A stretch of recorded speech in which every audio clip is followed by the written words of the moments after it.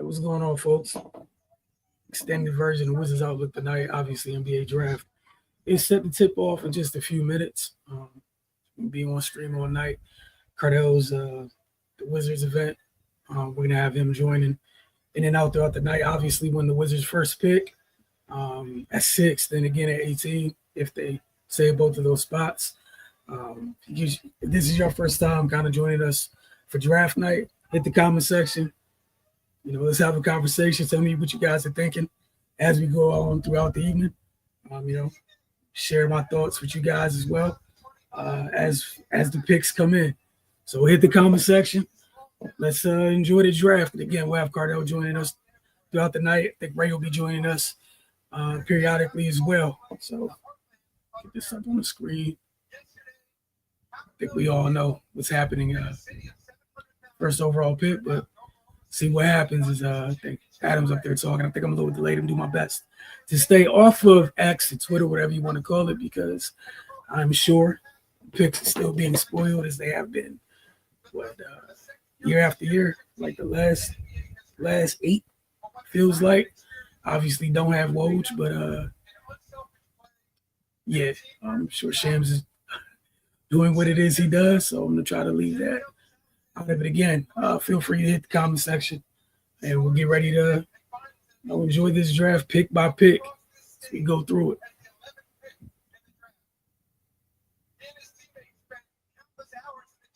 No, you guys feel free to get over to the channel or Roku. You got a Roku television device, so you got to do that. Our channel is type in the Focus TV in the search box, double tap OK to add the channel. You got Wizards Outlook over there, Mystics Outlook, a weekly edition of the Focus TV as well.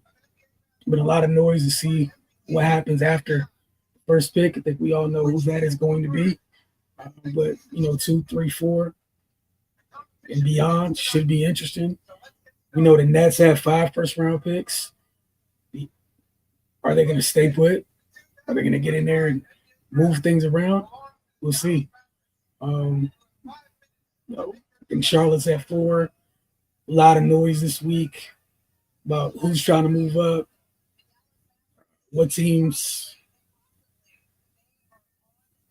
who's trying to move up, and what teams. As for the Wizards, no idea what they're doing at 6. I think they're one of the teams that's in a really good situation that's picking it high, where you got a nice young core already, and why everyone might have preferences in terms of what you want to add at 6.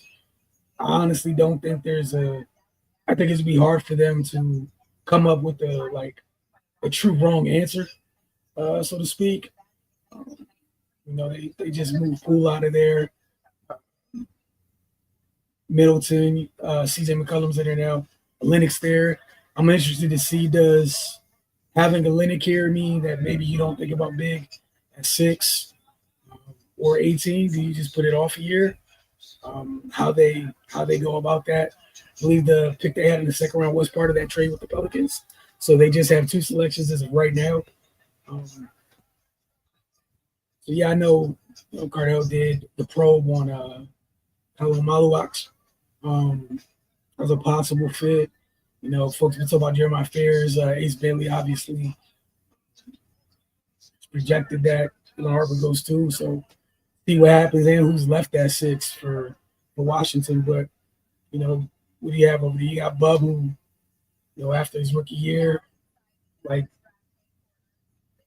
he can play either backcourt spot. So you're not, again, going back to Washington and versatility they have, they're not forced to do anything.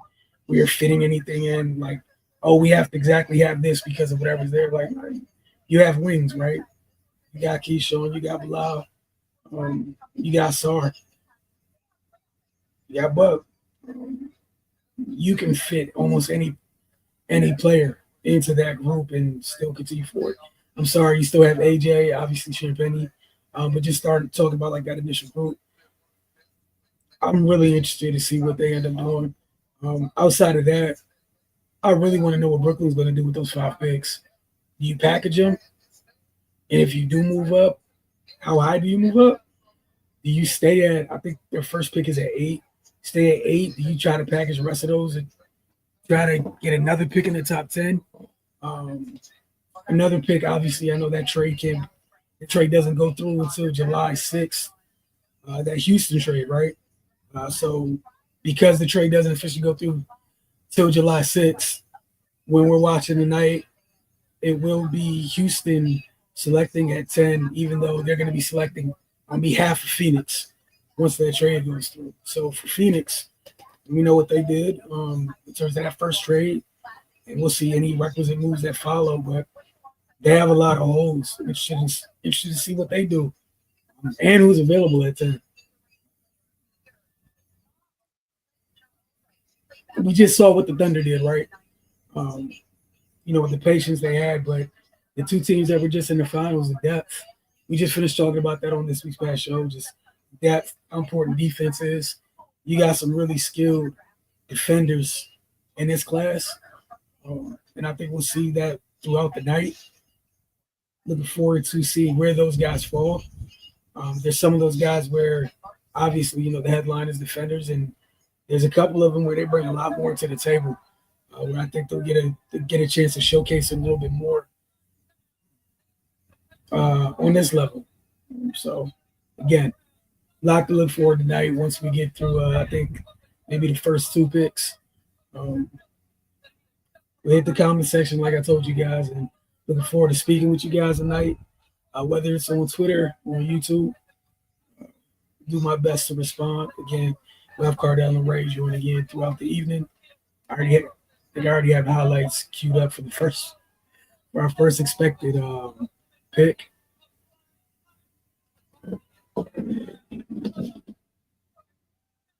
And let me know if I have the draft on too, so let me know if it's a little too loud for you guys. Yeah, I don't know why Dallas is taking so long. But I think we all know what this is going to be. So why not? Let's just get to the second pick in the draft. It's kind of like when we watch the NFL draft, right? And we know who's going one. It's a no-brainer. Just turn it in, man. Turn it in before we even get started. Or before the draft officially starts, turn it in and let's keep it moving. But looking at Dallas, right? We saw Kyrie decline his player option and then sign an extension. Try to pull up their roster real quick. We talk about what, obviously, if nothing changes, what Cooper Flag will be walking into. We're surrounded by. That is. Try to get that for you guys real quick and get this up on the screen. Here we go.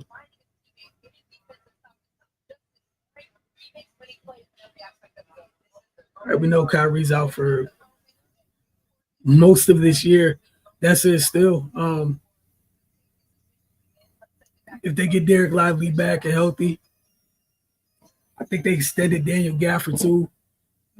Max Christie's over there. Obviously, AD, Kessler Edwards. I keep forgetting Dante Exum's over there. Jaden Hardy coming on little by little. Najee Marshall over there, local product. Caleb Martin, Dwight Powell. Clay still over there, PJ Washington. There's a lot of – I think the addition of Flag gives them more size, right? Obviously, we know what they have in their front court currently. But that allows them to have a lot more versatile rosters. More versatile lineups. I'm sorry, not roster. More versatile lineups on their roster. Think of all the different combinations you can have depending on where you want to play Coop and who you want to play him with, and depending on the opponent. But since it looks like that has in fact went through, let's go ahead. Get that up on the screen.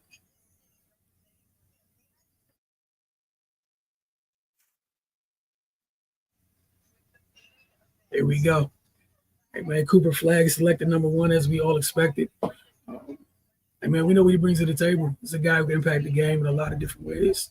I'm interested to see what it looks like on the next level as to how much of a creator he is offensively. Not that he needs to be, again, named off some of the names that they have over there on that roster. I think he has the luxury of kind of coming in and just bringing what it is he does and comfortably doing so. He doesn't have to be the lead guy over there his rookie year. Just come in, impact the game on both ends. And I think he'll be able to do this. Obviously, mention Kai when Kai gets back, you still have Hardy, AD. You got vets to play through, and folks to play through and play off of. So I think that's great for Dallas. There's no need to get into the whole Luka thing. It's interesting how things work out. I'll leave the conspiracy theories to all those people out there. But hey man, it should be fine for them, man. I look forward to Cooper obviously entering the league, and I really think for Dallas it's a nice match. It's just comfortable for him. He shouldn't have to change the way he goes about things, and even though he's number one pick, it shouldn't be too much pressure on him to. He doesn't have to go in there and lead them in scoring or anything like that. They're not some destitute landing spot. Like honestly, the type of stuff they have on their roster, they shouldn't be picking first to begin with. Even with Luka being gone, it's not like it's some like the cupboard's fully bare. It's just they lost a hell of a player in Luka, obviously, and he's not gonna be able to fill his shoes. So I think it's reasonable for nobody to expect him to. They don't remotely play the same position, so just rule that out and keep it moving. But yeah, I think Dallas should be just fine.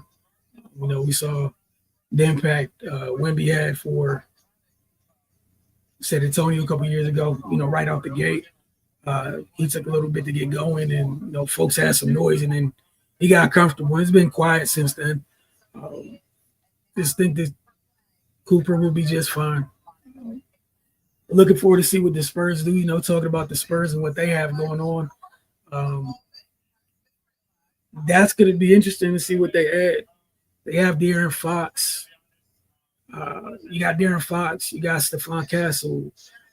In terms of the guards, the wings that they have, Keldon Johnson, Devin Vassell. There's other folks over there I know I'm going to forget, so let me pull up the roster. Obviously, what you have in your front court, Wemby, Jeremy Sohan. I know I'm forgetting folks over there, especially on the perimeter. Wesley's over there. Now, Harrison Barnes, Blake Wesley, I'm sorry, that's what I was looking for. And got Harrison Barnes. The other Champagny is over there as well. Malachi Branham, the name I couldn't find at all. But let's see what they end up doing, man. If it is, in fact, Dylan Harper, I know saw some folks like, well, you have to trade Fox or Cass or anything like that. No, you don't have to do anything. We just watched two teams in the finals, multiple guards in their lineup, and they were just fine. It's kind of how they got there, honestly. The Pacers, super deep. Guard, wing, whatever you want to call it, man. They had so many of them. Same for OKC. I think it'd be just fine, right? So for San Antonio, I just think it's found money no matter what direction they go. If it is in fact Dylan Harper, which if I was in, that's where I go. You could definitely play Fox, Harper, Castle together, just because of the size that you have between the three of them. What is Fox gonna, by stature, possibly being the smallest of the three? It'll be fine. What you have. Patrolling the back line there for them that no one else in the league has. The closest thing to that is, in Minnesota and Rudy Gobert, but he and Wemby don't move remotely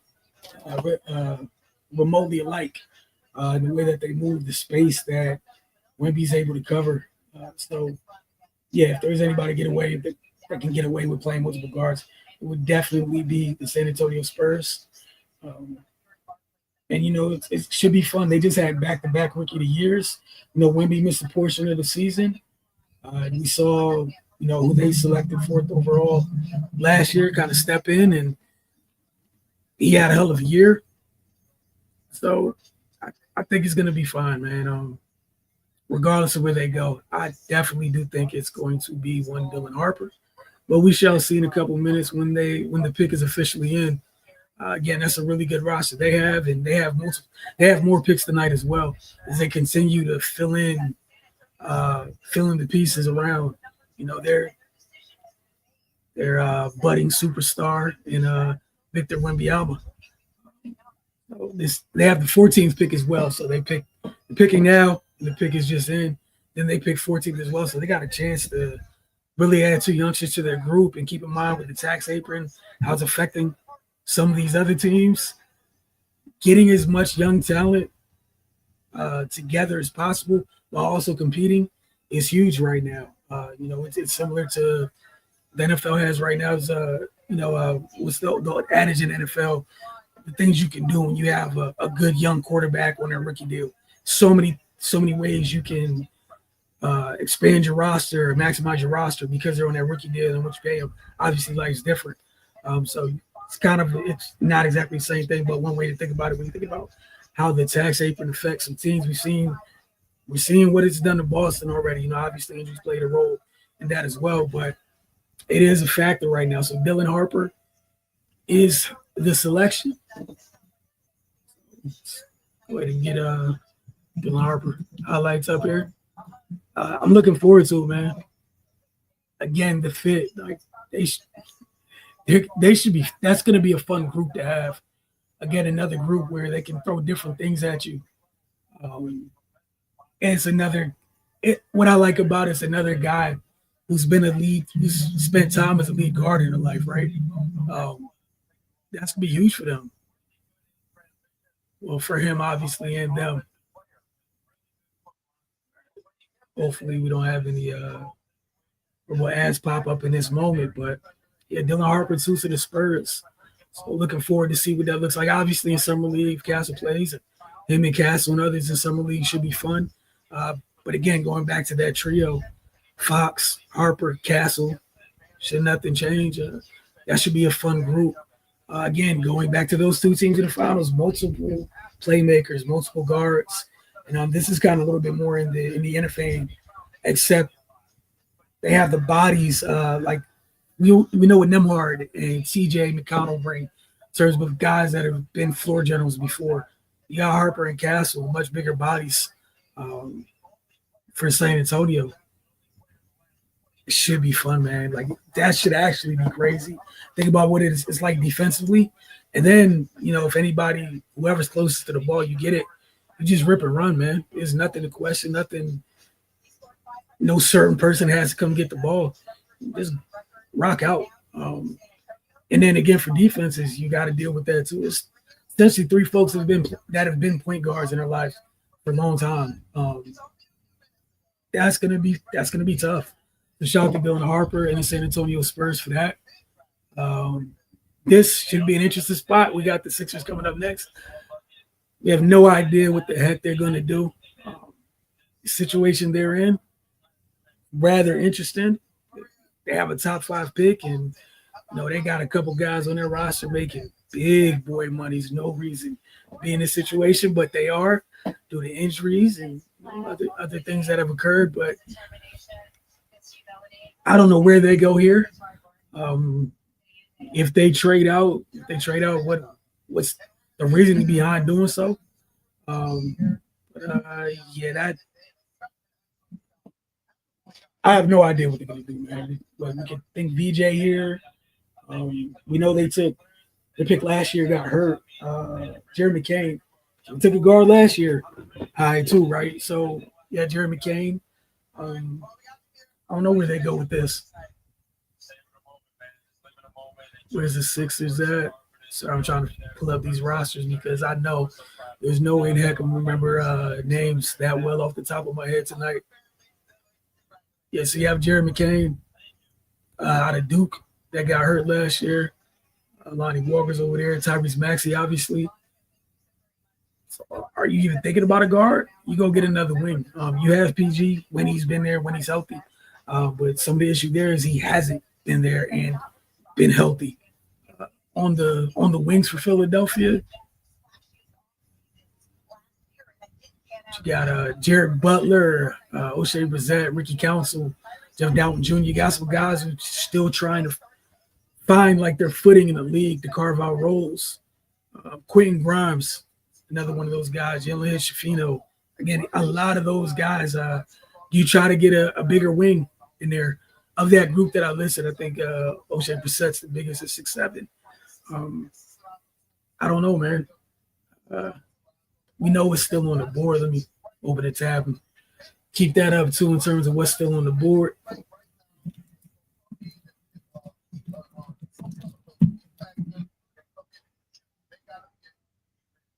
man. Let's go ahead and find that. Pull that up real quick. Again, I'm gonna apologize in advance. I know my voice is gonna go in and out most of the night, so I apologize for that. All right, the Sixers still haven't picked yet. I think my feed's a little bit behind, so apologize to y'all for that as well. Again, we should have Cardell and Ray joining us throughout the night. Expect Cardell sometime around that 6th pick. Once Washington puts their selection in. Oh, yeah, I was looking for the tracker to see who was available.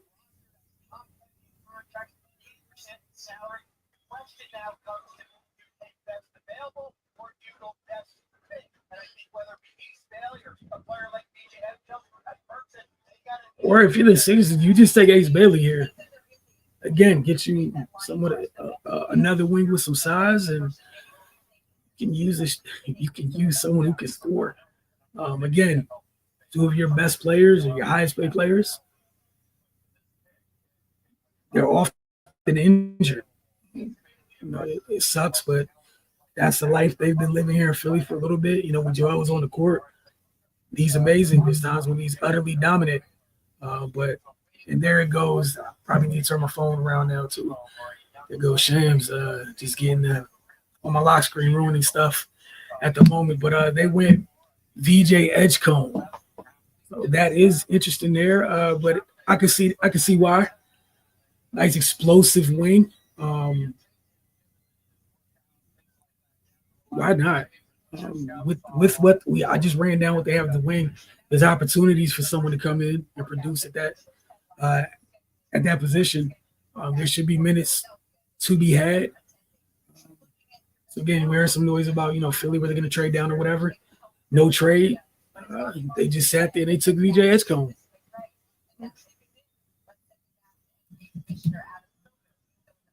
There we go.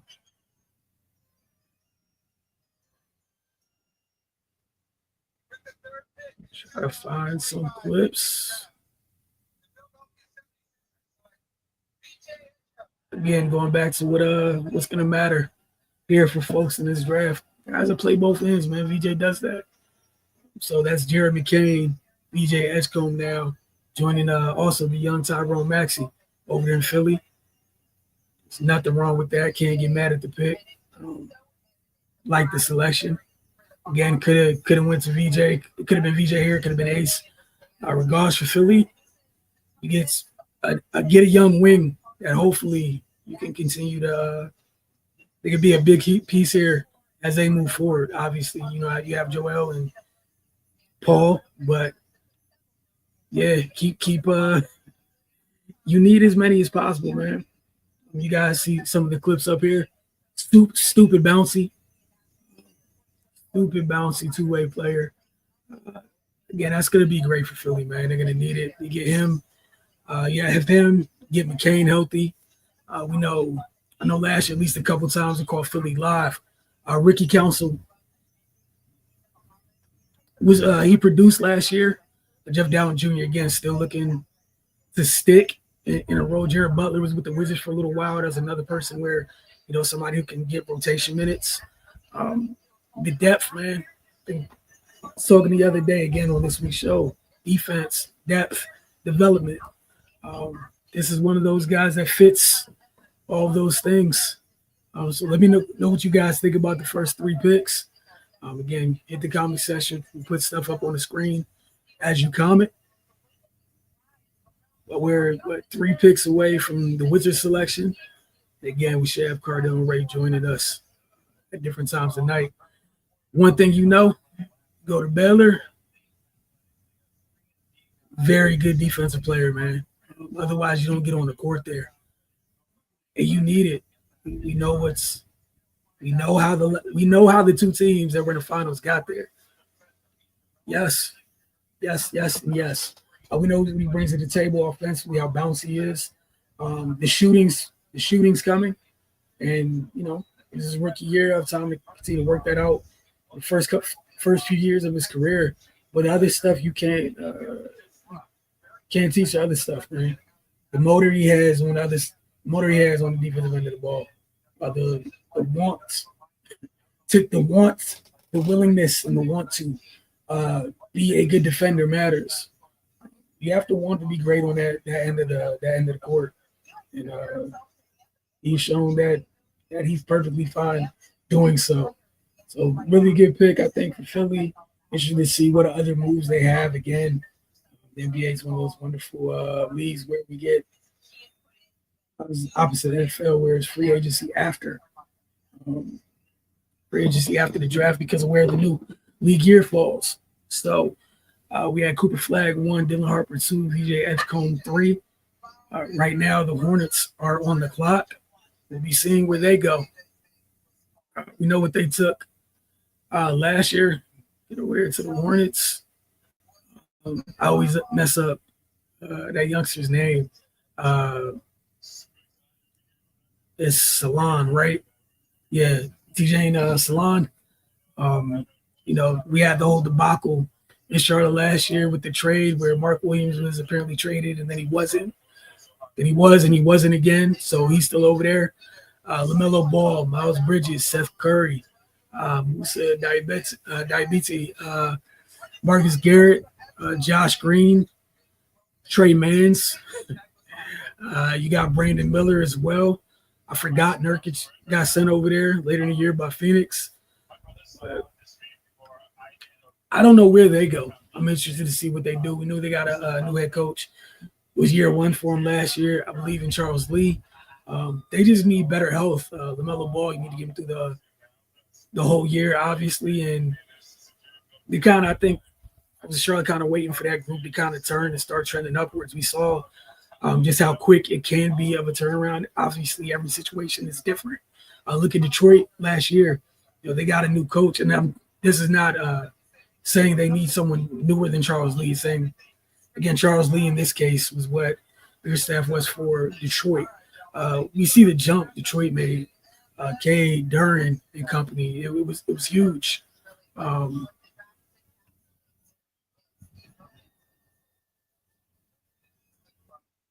It was huge for them. We got Orlando. They were plagued by injuries a little bit too, but we can see where they're trending. They just made that big trade for Desmond Bane. It's time for Charlotte. It's been several years since you drafted LaMelo. Need to start taking those steps. Otherwise, we might see things get shaken up a little bit more for them. But I don't know. If you're Charlotte, you take Ace Bailey right here? Is there anything against that? LaMelo Ball, Ace Bailey, Brandon Miller. You 1 through 3. You knocking that at all? Was that 3, 6, 7 guards right there? Well, guards, wings, what have you. It's not a bad look either. Who knows where they go? Do you maybe say you want some new blood inside as a 5? I don't know. I could see Ace going here though. Just not sure. Again, there was a lot of noise, this week, but again, heavily emphasized noise because there's always noise leading up to and around and during the time of draft, regardless of the sport. So we'll see, man. But again, health. Mark Williams and having them seeing him against the Wizards several times a year. Him and Nick Richards like tag team the Wizards a little bit at times. Nick Richards got moved in that trade that brought Nurk in. But Mark Williams has been very productive when he's healthy. He's been productive. So again, with Charlotte, the health.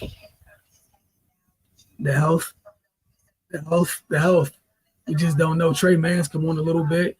Seen him starting to find his own in their rotation, kind of coming off the bench a little bit at times, which again you can't have enough depth. Even if that's what initially this pick might end up being. I don't know where they go. You go Ace Bailey, you can go Fears. You kind of double down and re-up. You lost Nick Richards. With Mark Williams' health up and down, you take Malawach here. I don't know what they end up doing, man. You got Trey. I'm sorry, I keep forgetting. I haven't mentioned rather Trey Johnson. I don't know what they end up doing here, man. It should be interesting. But I guess now we know what they decided to do. Looks like it's going to be Khan Knuppel of Duke.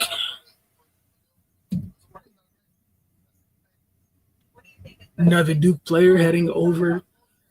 Well, another Duke player not leaving the state, I guess is the best way to say it. This Khan Knuppel highlights up here.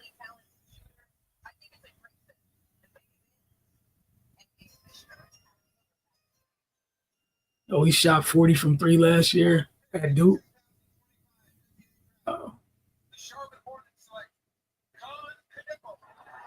So Khan Knuppel going to the Charlotte Hornets. Can't get mad at it. Can't knock the shooting. It's definitely needed. Hopefully, this helps them kind of get out of that 19-20 win spot they've been in. Again, they need to take steps going forward. But just like we were talking about with Ace in terms of size, 6'7" guard, about 215, and shot 40 from deep. If that trio ends up being for Charlotte, I think that might be a nice balance. Gives them a little bit more pop offensively. Instead of Khan, Brandon Miller, and LaMelo, no health permitting, you could do far worse. But again, I'm going to keep saying this. They need to take strides to get up out of the cellar of that division, man. There's a couple teams down there. Same thing goes for the Wizards. Got to take strides to start taking some bigger strides.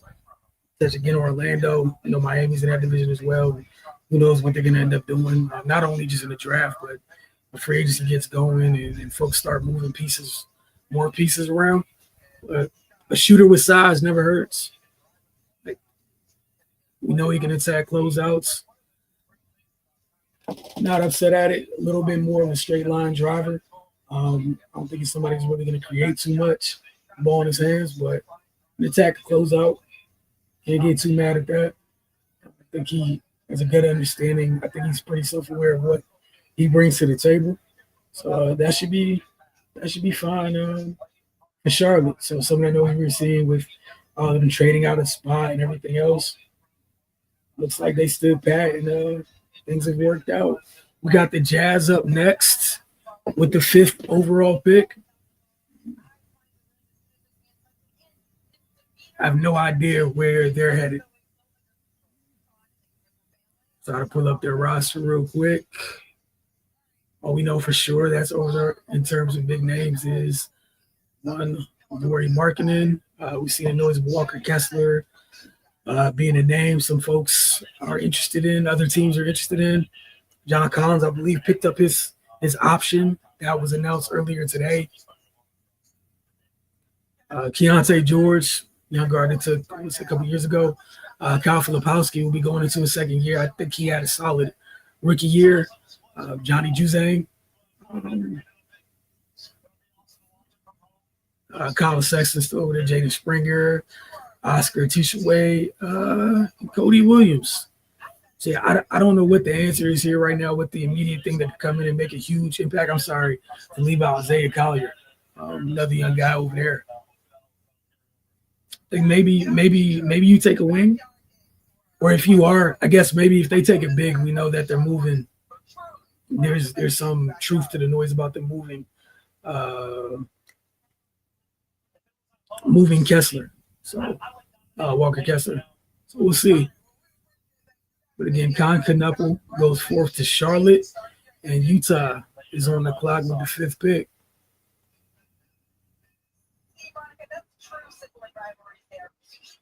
Oh, yeah. So I was going to try to stay on Twitter.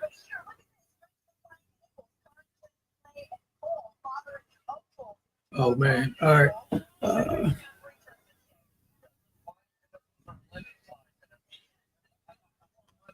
Is Utah going to take Fears here? Feel like that could possibly be their new lead guard, or they have that future backcourt, I guess, be George and Fears.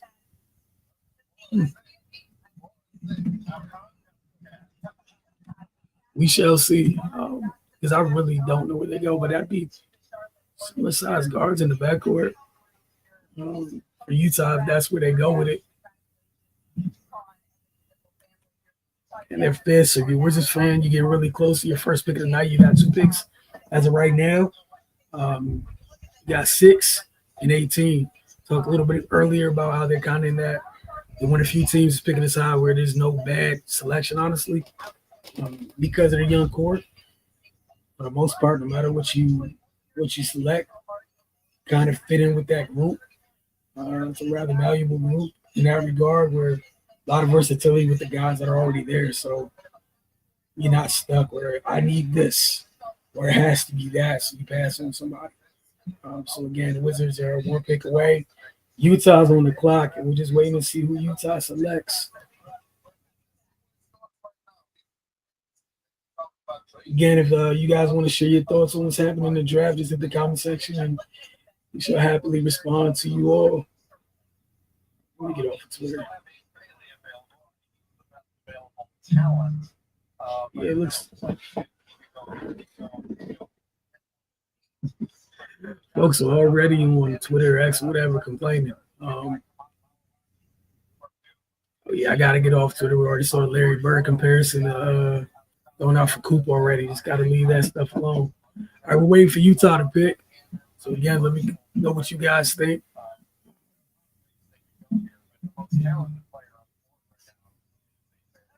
Oh wow. Utah takes Ace Bailey.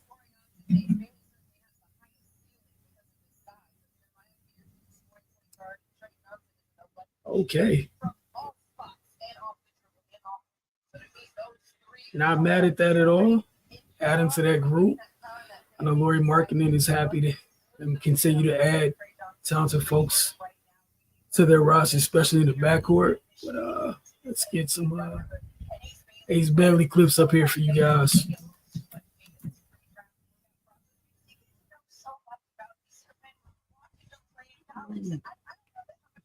All right, here we go.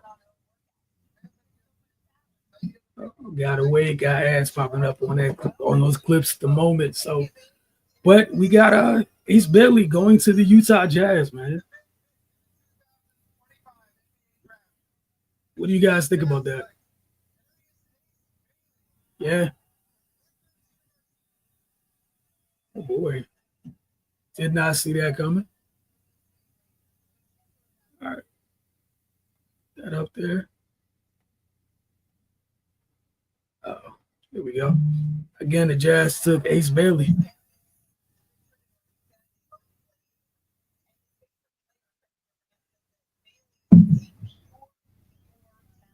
Right. One of the things, some folks had questions with Ace or worries. One of the things I do like about him, he's a kid who can score in 3 dribbles. One of the things I think that needs to be improved is his ability to create. But I like the fact he can get a bucket in 3 dribbles. The ability to be able to get a tough bucket is still a really good skill. It's just interesting to see how the rest of his game will fare on this level, making reads, having the ball more as a ball handler, or is that something that's going to have to come over time?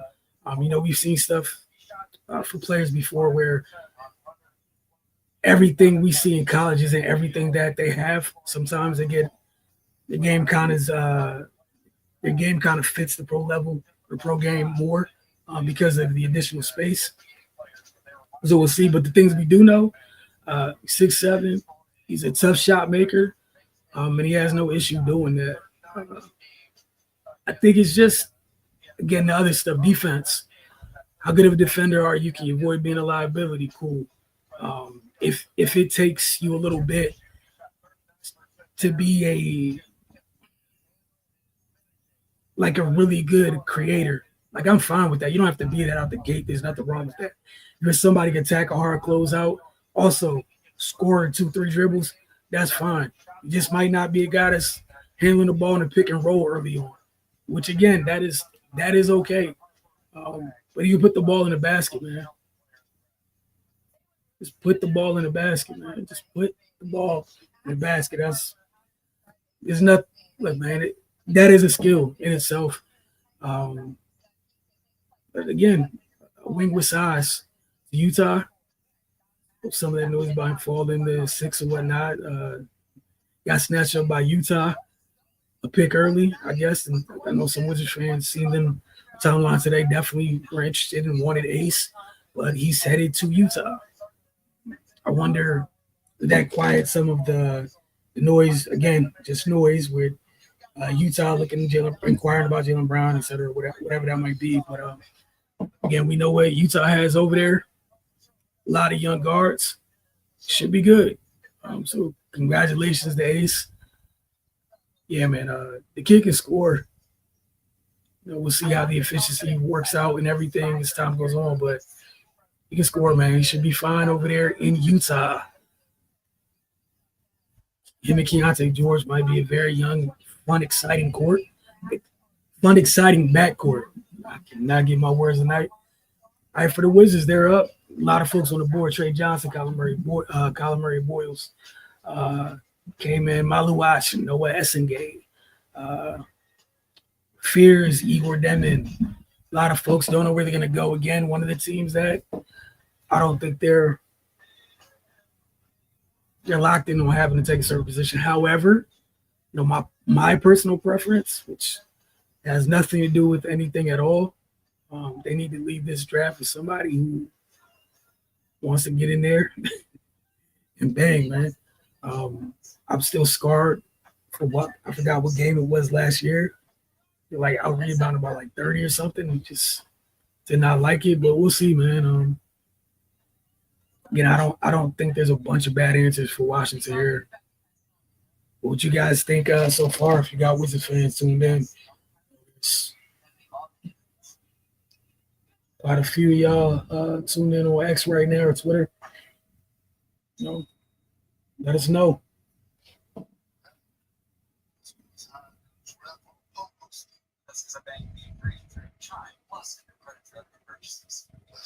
If it won't let you tweet comment in here, just jump on to one of the YouTube platforms and we can see your comments, or just tweet at us directly and I'll pull that up and respond to you guys that way.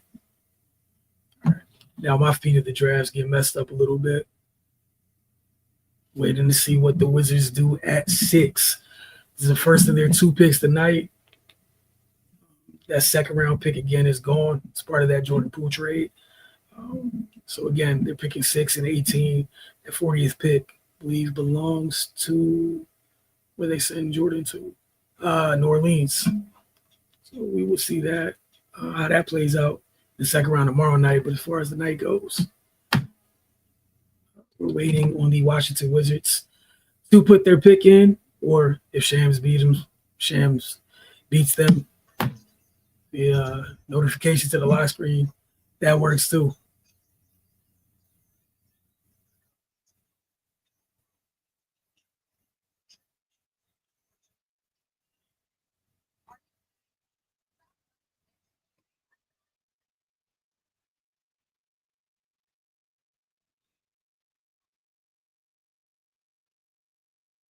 So again, we've seen Flag, Harper, Edgecombe, Knuppel, Bailey.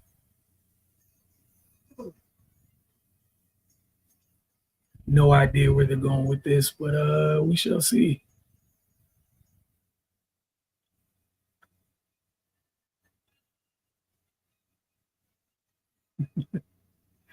Yeah, again, got to remind myself to stay off of Twitter at the moment. Let me see something. I'll try to check to see if the comments work like that. I can't check myself, right?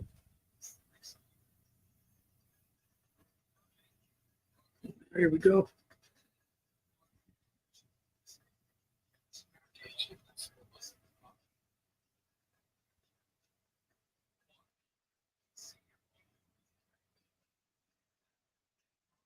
Oh, yeah, I don't think they're able to go in that way.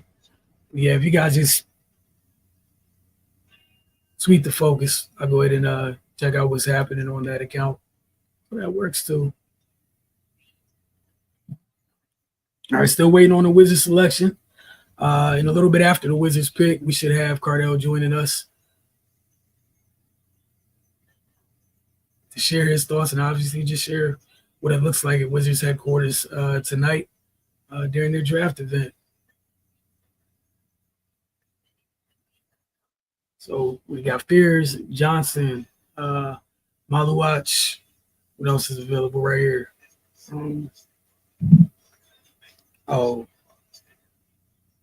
Gonna forget his name just that quick. Wills Murphy's there. All right, Washington's pick is in. Let's see where they're going.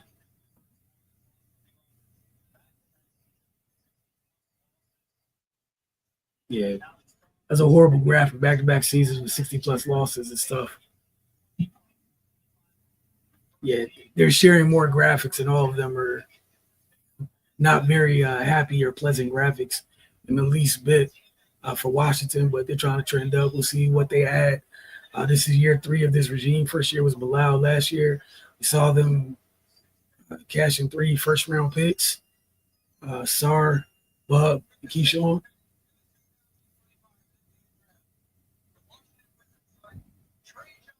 Trey Johnson it is.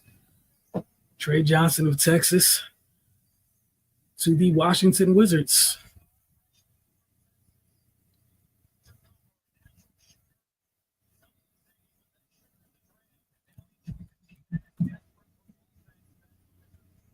All right, here we go. Let's get some Trey Johnson clips up here. Jordan Poole was out, made some room. Bub, we know AJ's there. Now Trey Johnson. Here we go.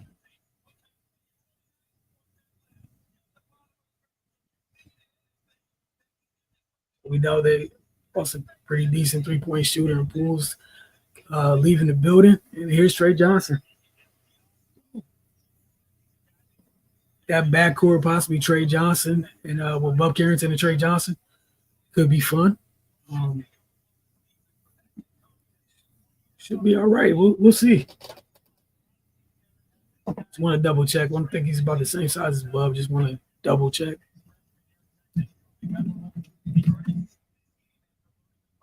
Could be wrong. Just want to make sure. A little bigger than Bub, 6'6". Okay. Not bad. Still got two guards with good size in there. That'll be Bub at 6'4". Big wingspan. Trey Johnson. Very good shooter. And then it goes along with what the theme Washington's had over the past couple of years. Guys who play on both ends of the court. So looking forward to see what that looks like. I'm sure he'll fit right on in. It's a group that gets after it. We'll see what that looks like, but we're seeing in the clips. Form looks very good. So, again, Webb Cardell joined us a little bit to share his thoughts. Bub Carrington, Trey Johnson, Bilal Coulibaly, Keyshawn George, Alex Sarr. And then you still have AJ Johnson, Champagnie. You have more than enough guys over there. And then we're not counting any of the vets. That's CJ McCollum, Marcus Smart, Chris Middleton. You got a nice mix of youngsters, and there should be surrounded with a great group of vets, honestly. A great group of vets. So, Wizards fans, would love to know how you guys feel about this. No Ace Bentley, no Jeremiah Fears, Trey Johnson. So, again, that's Carrington, Johnson, Coulibaly, George, Sarr.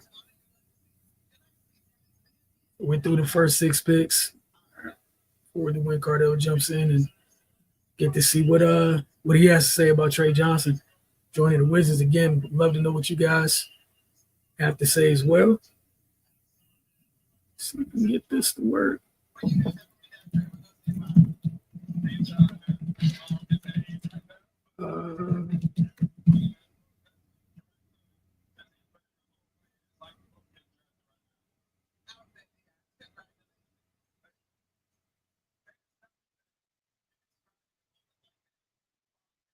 Okay. All right, so now I'm wrong. You guys can comment here on Twitter.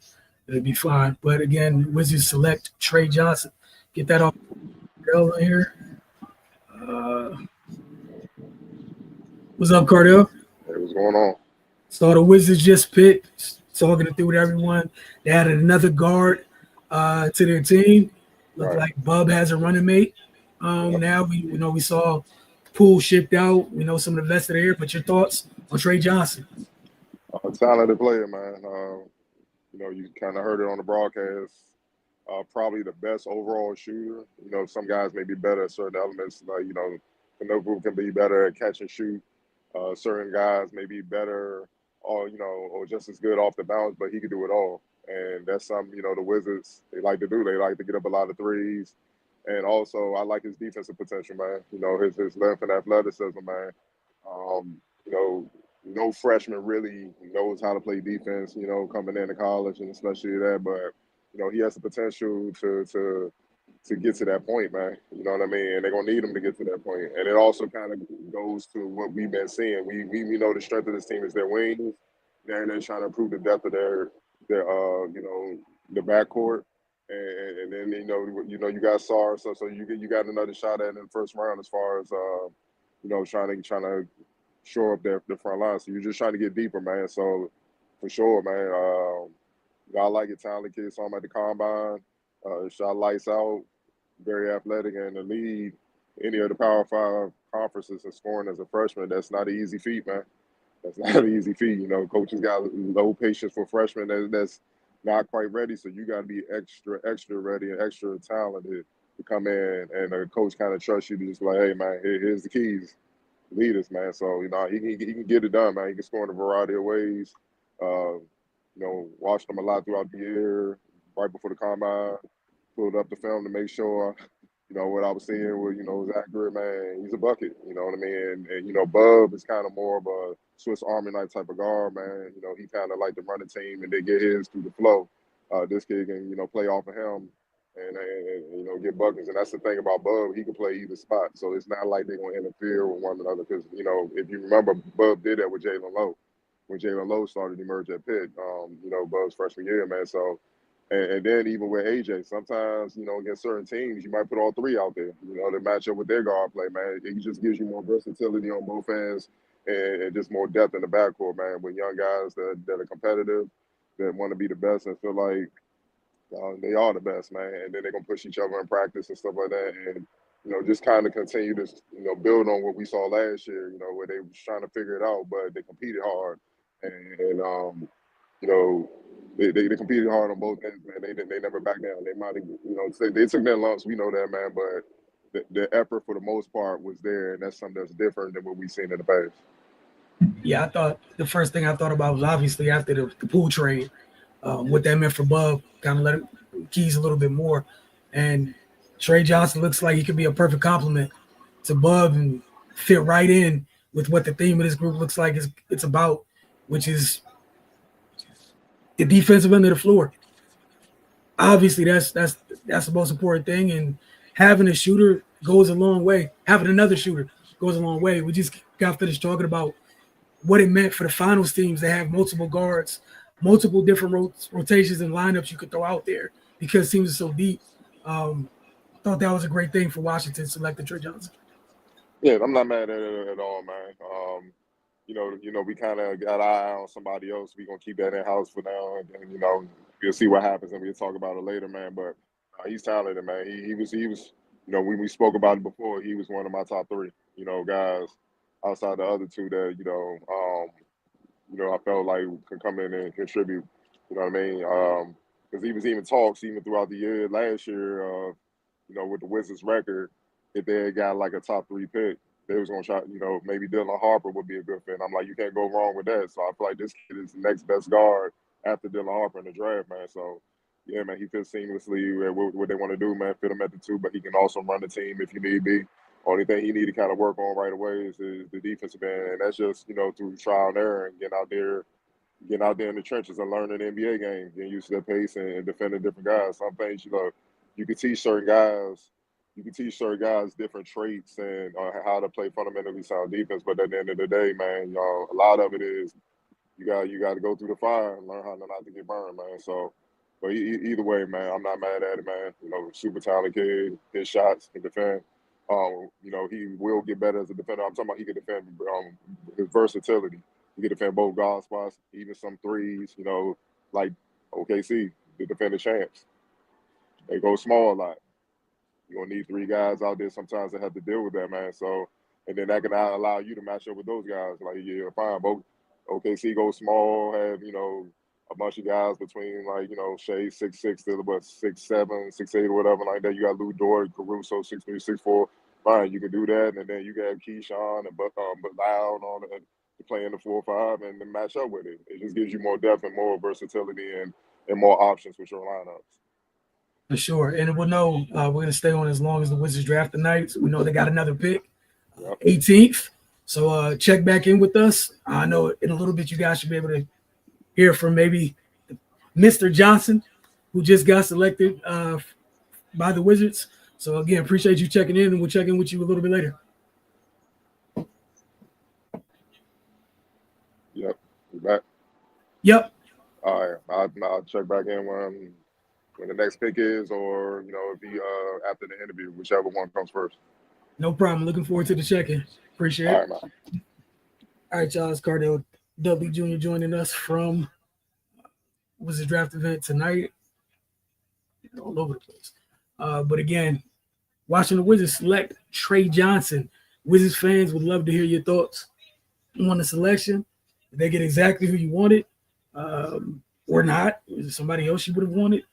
I mean, I'm going to take a look on X a little bit to see where people's temperature is with the selection. But again, for all the reasons that we just laid out, job well done by Washington for seeing what that backcourt looks like, at least from the youngsters side of it with Bub and Trey Johnson. So there we go. Bub, Trey Johnson, Bilal, Keyshawn, Alex. Talented group, man. All right, one of my guys, Mike, in all caps. Can't share it fully because there's a bad word in there, but he's a fan of it for sure. But yeah, man, that's tough. That's tough. I think let's catch up. I think Brooklyn's making their first pick of the night right now, which meant I think we missed the 7th overall pick, which was double check. I want to see. That was Jeremiah Fears. Here we go. It was Jeremiah Fears to the Pelicans. Okay. The Pelicans roster real quick, see what they have over there. And again, they're under new direction over there as well. Joe Dumars in charge now. They moved, was that David Griffin used to be over there? Former GM of the Cavs once upon a time. But the Pelicans have a lot. And we'll see where that goes. Let's get that. It's still crazy every time I hear about Brooklyn having 5 first-round picks, man. Like, still nuts hearing that.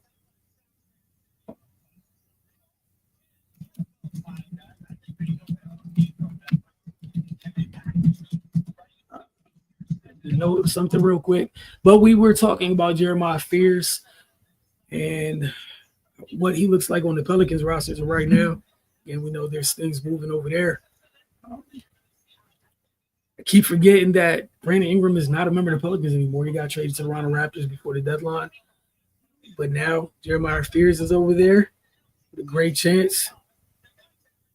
Lead guard, you got DeJounte Murray over there as well, kind of as a vet. Oh, well, no. He'll be joining Jordan Poole. Obviously, just forgot what we were just talking about. It's Jordan Poole, DeJounte Murray over there. You now have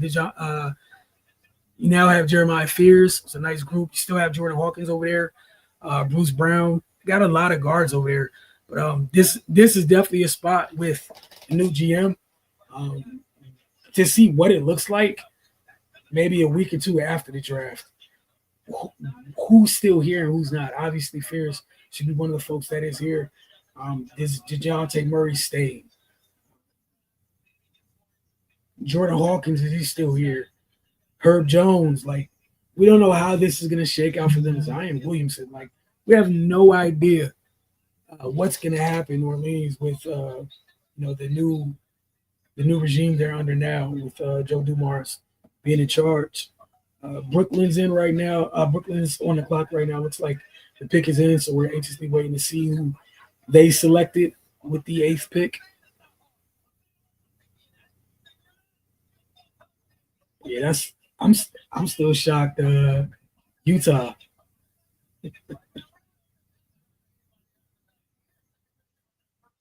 Yeah, but I really do like Washington's. Really like Washington's pick with Trey Johnson. But Agor from BYU is going to the Brooklyn Nets. Okay.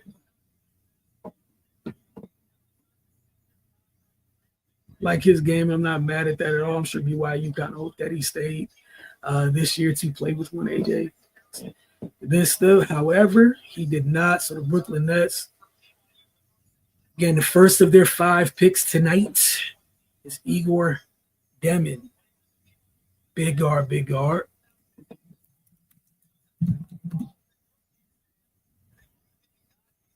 Big guard, big guard.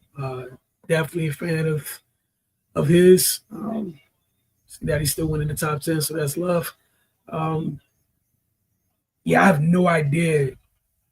Brooklyn is definitely one of those teams after the draft and after some moves to see what their roster looks like once the smoke clears. We have no idea what's staying, what's moving, what's not over there at all.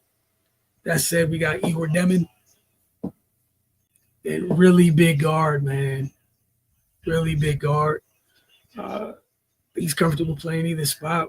I don't think he's going to play the 1 in the league, obviously, but I think he's comfortable with the ball in his hands. You can see here, big guard, capable creator for himself and others. Can shoot it a little bit, but yeah, loved Igor. I got put on the Igor last year before the year started. I didn't know about him before then. Paid attention to him all throughout the year. Yeah, definitely like his game. I'm definitely a fan of big guards that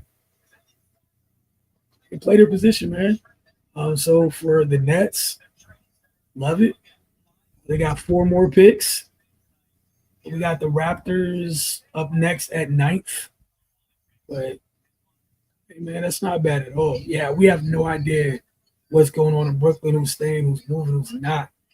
But, hey, man, I love it again. I'm going to keep screaming big guard, big guard. Like, Igor walking in right now is the tallest non-center on the team. Yeah. Well, okay, he's tied at 6'9". Yeah, I'm interested to see what they do with the remaining 4 picks, how they shape that roster, and again, who's leaving and who's not for Brooklyn. No idea what's happening there, but we do know, they stockpile those picks, and they have a long night ahead. We know that for sure. All right, let's go.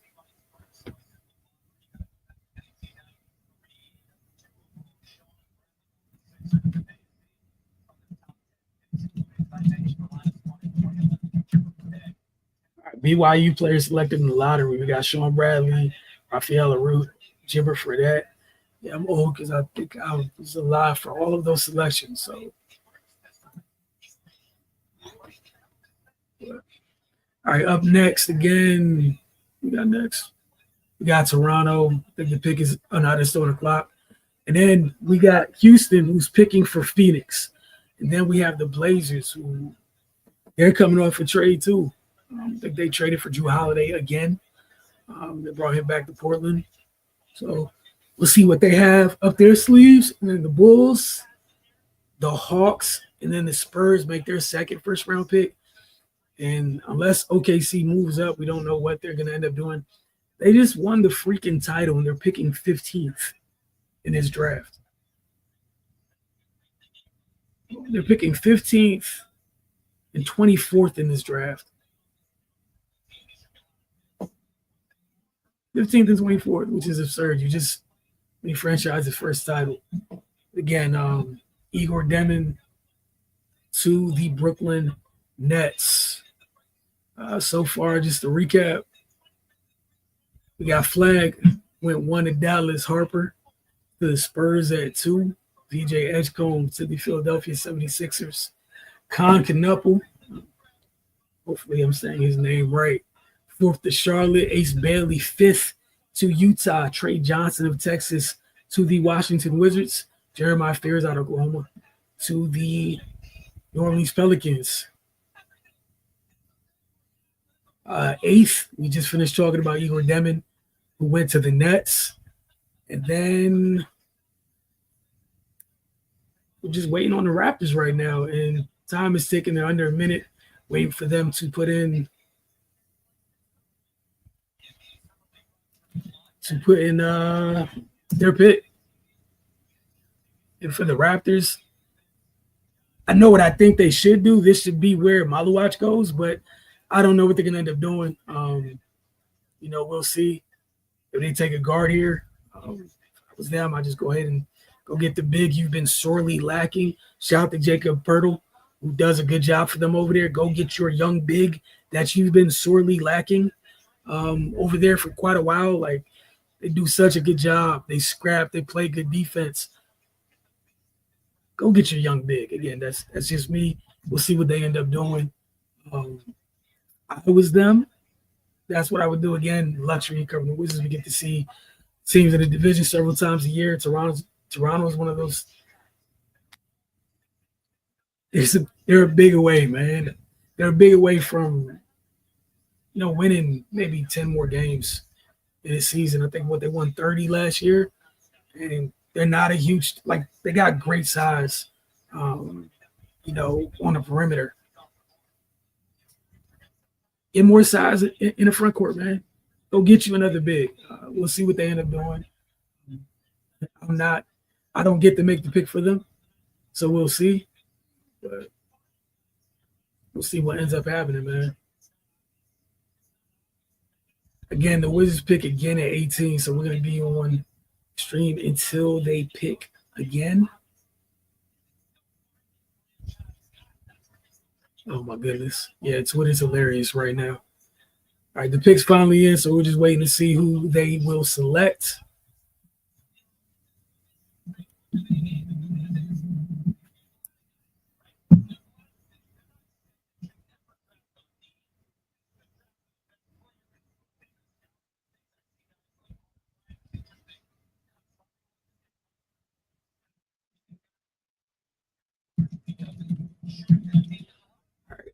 And okay, I thought they were about to announce it. Sorry, they still haven't announced it. For the Raptors, the roster real quick. Again, you got Scotty, you got RJ, Chris Boucher's over there, but he's on the other side of 30 already. They got Brandon Ingram in the trade. Umar Yuri, Eugene, who's a Wizard for a little bit. Jacob Pertl, 29, 7 foot 260. Got quickly. Oh, they went Colin Murray Boyles, which is also such a Raptors thing to do. More, they said. More of those extra jumbo size wings. More. There's clearly not a limit of how many they can have.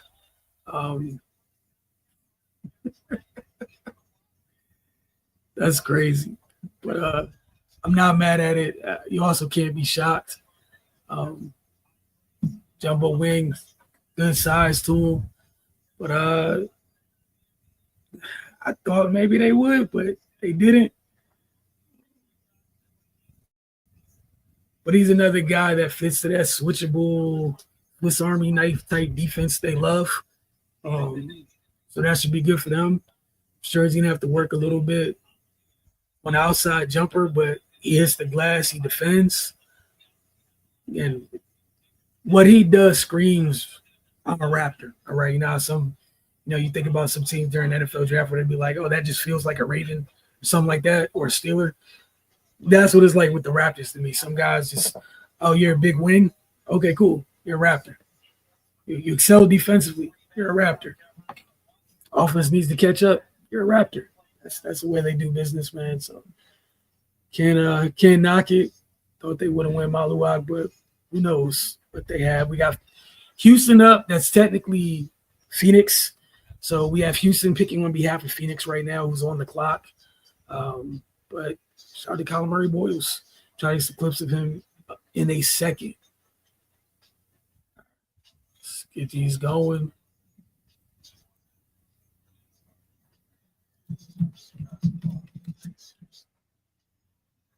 Here we go.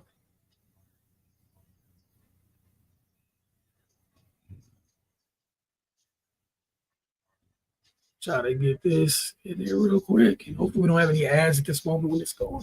But again, this is the 9th pick. Yeah, it's a 9th pick for the Raptors. Colin Murray Boyles. See the clips right there. Physicality that he does indeed play with. But man, it's another one of those guys be able to throw another one of those guys into those really tough, rough and tumble lineups when they go small at times. And I'm sure they're going to throw him at the 5 in some of those lineups, man. Definitely see it with no issue.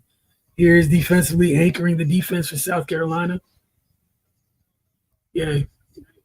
Again, just it's a Raptor, man. It's tracks. Everything he does, he brings to the table right now. We talked about some of the things he's going to have to work on a little bit. When he comes without the box, yeah, some of those smaller lineups are going to be that much more annoying when playing the Raptors. Not the tallest player in the world, but he has some size to him, and we see him throwing his weight around inside, man. We'll see what they do as the draft goes on, but I can't knock it, honestly. Yeah, again, I'm just going to scream it until I can't anymore. It makes sense, man. It's just a Raptor. Again, so right now we're just waiting for the Rockets to make their selection, and that person is going to be wearing a Rockets hat, even though they are technically already a Phoenix Sun, but don't officially become a member of the Phoenix Suns till that trade goes through on July 6th. So we'll be waiting for that, but yeah, man, just keep watching these clips, man. I don't know how many ways to say it. So you're going to have lineups with him anchoring, right? With Scotty Barnes, RJ Barrett, B.I., and Quickly. It's like a small lineup. They're going to be flying all over that court, man. With a guy who's comfortable and wanting to throw his body around inside. And obviously, the times we have Pirtle out there too. You can do that. Yeah. You can see it, man. You definitely see it. So the pick still isn't in. Still waiting on that. But again, it's the Rockets picking on behalf of the Phoenix Suns. All right.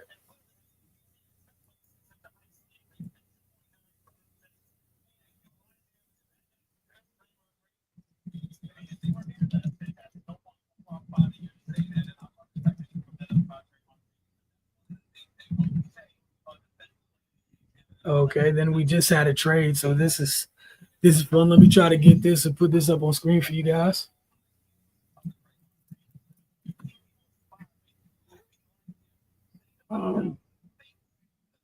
Let's see, where's it at? Shams. Here we go. And this just came through just now. So here we go. Here's what happened. Here's the trade that, yeah. Nope, not that. Wrong screen.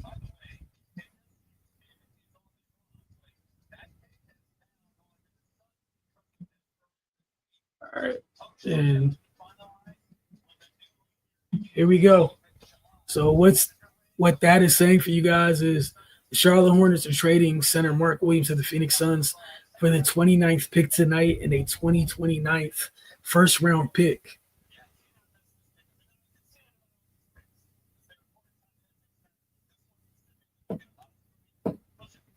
Okay, so the Hornets are trading Mark Williams to the Phoenix Suns for the 29th pick.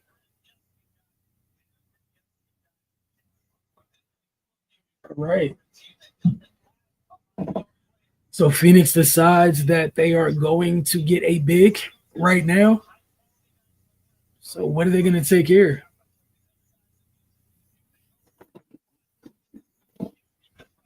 We know again the running joke with them after the trade. With how many shooting guards they have in Book, Beal, and now Jalen Green. But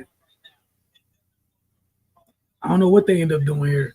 So if Mark Williams is one of your bigs as you go to kind of retool your roster or whatnot, do you double down right here? Or is that more reason to go after a guard or a wing? Well, a point guard or a wing. Let me not just say guard, like a point guard or a wing. Or do they plan to give Jalen Green some minutes at the I don't know what they're gonna do. Let Book play some one again, or you gonna go out and get a point guard? I have no idea. Their pick is in though. Yeah. Okay. They just took Kaman Maluwatch. So they doubling down on the size right there. Okay, so that's Kaman Maluwatch and Mark Williams are both now going to be members of the Charlotte Hornets after that trade. So you have 2 centers going to Phoenix now. Both are Williams with the Duke, right?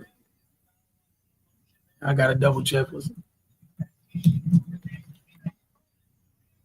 Yeah, so both Duke big men now members of the Phoenix Suns. After this trade we just saw on the screen, um, again, the Hornets is trading Mark Williams to the Suns for the 29th pick tonight and the 2029 first round pick.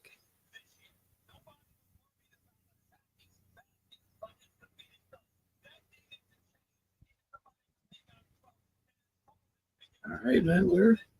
Well, that's one good way to that's a great way to get things started and fixing the issue, a glaring issue for the Phoenix Suns. You now have Mark Williams, and hopefully if he stays healthy, now you have 2 centers. Um, try and deter people and discourage folks from just walking to the paint at will, which is what's been happening in Phoenix over the past few seasons.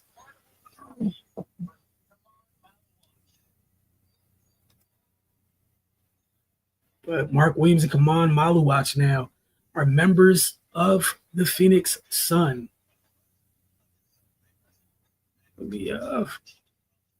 Let's get some Kaman Maluwatch up here real quick.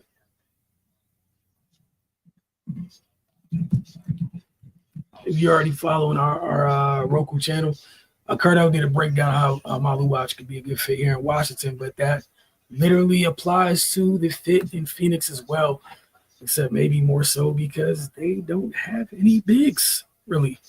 So let's get this up here. Share this tab. There we go. Come on, Maluwatch. Pick 10th to the Rockets by way, well, to the Suns by way of the Rockets. A trade goes through July 6th. Again, he'll have a Rockets hat on. He will be headed to the Phoenix Suns. Hey, man, we knew they needed a big. They had to address the issues they had in their front court, and they have done so.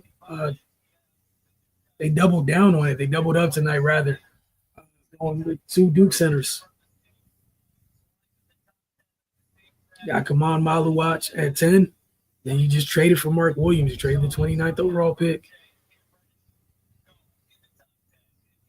Yeah, can't get mad. It also means all 3 Duke players went in the top 10.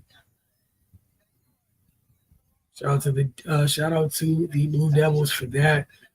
Again, they just give them the Phoenix hat, man. Give them the Phoenix hat. Like, trade's been agreed to or whatnot. I think anybody's backing out, but we're here. It is what it is.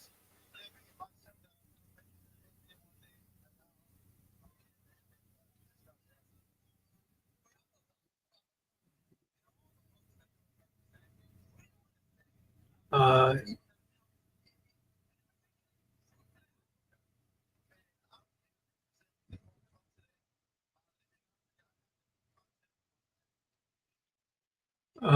right now, just oh my goodness.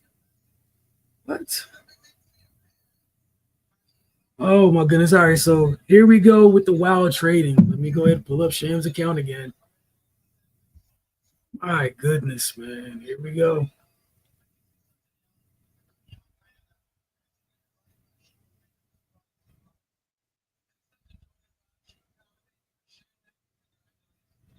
Here we go.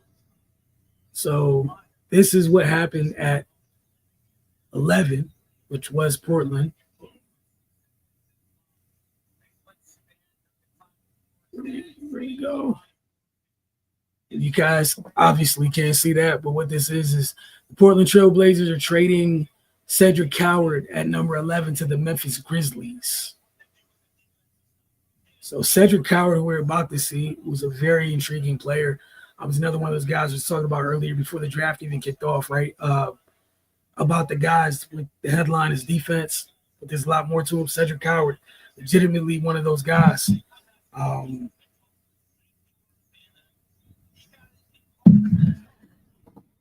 Man, I'm still Cedric Coward, drafted by the Trailblazers and going to the Grizzlies. So what's the other part of this, man? Yeah, I want to know what the other part of this is. That's good for the Grizzlies, though. You know, they used to have Dylan Brooks at one time. Getting another guy capable of getting stops on the wing is huge. As I know I've said this a couple of times tonight, is yet another place where we have no idea what stuff's going to look like when the dust settles because of, potential movement about their roster. We just don't know. But let's go get some Cedric Coward stuff real quick. Man.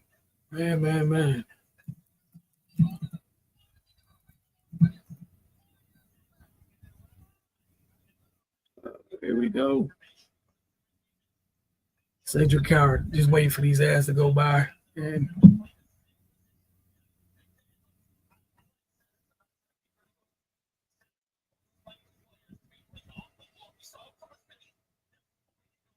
yeah, that's stuff. All right. Those ads are done. Not yet. Here we go.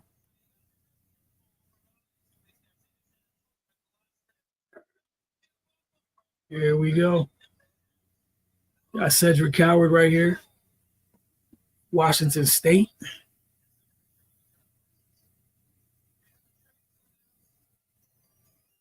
Okay, now they're announcing the trade. That's Shams already announced.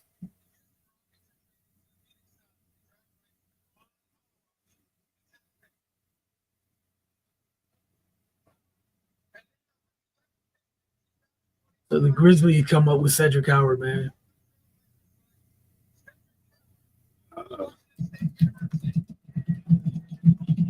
With the crazy wingspan. Yep. Damn near a 7'3" wingspan, man. So keep that in mind while you're watching this. The Grizzlies gotta love this.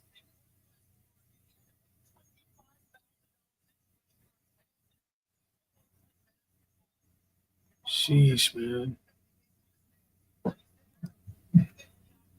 And in return, the Grizzlies are sending. The Grizzlies are using some of the stuff they got from that Desmond Bane trade, right?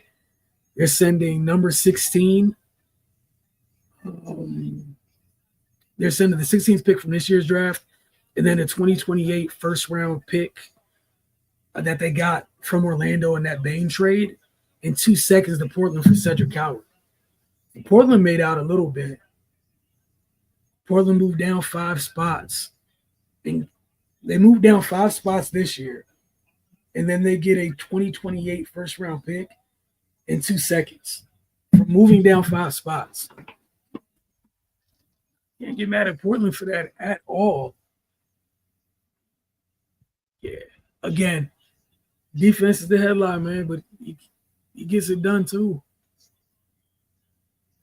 All right, we're on the clock right now with the Bulls.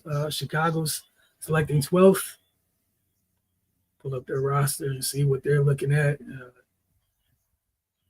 you had Cody White really showing out last year, taking some strides forward. We'll see, you know, what becomes of that as they go, like what direction this leads in. They had DeMar DeRozan and Zach LaVine last year, made the trade with the Kings.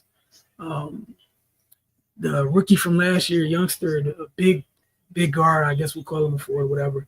Mazas Buzelis, he was really tough last year, really came on as the year went on. Ayo Desamu was another young guy that kind of stepped up a little bit. Josh Giddey seemed to have found comfort in Chicago. Kind of steady as the year went on. Kevin Order, former Maryland Terrapin, used to be on the Kings, came in one of them trades. He's over on the Bulls as well. Jalen Smith, Dalen Terry, who I wonder if, he's running out of time over there for the Bulls. They still got Vukovic over there. And again, Kobe White, Patrick Williams, who might be, due to health or whatnot, or injuries, might be somebody who might not be in their plans. Maybe somebody who's on the outside looking in going forward. But again, the Bulls picking 12th. The pick is not in yet. But I wonder how many more trades we're going to have tonight that happen out of nowhere.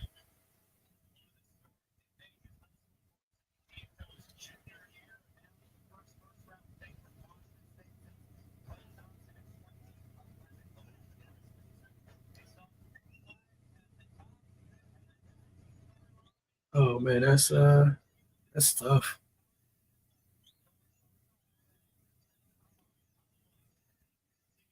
Really, really tough. So we're waiting on the Bulls. Pick 12th. Wizards fans make their final selection of the night at 18. So we're just 6 spots away from that. And we had Cardell join us a little bit earlier, join us a little bit later as well, to talk about what they do next at 18. Again, Cedric Howard with the freakish wingspan at that height, about 6'6", 7'3" wingspan. Sheesh.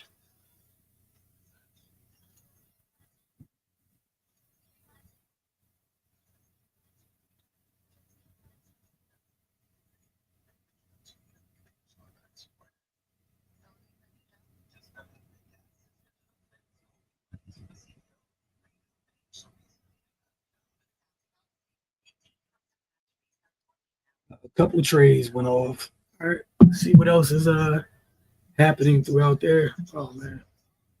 So the pick is in for the Bulls. It has not been spoiled on my end yet. So sure that will change at some point.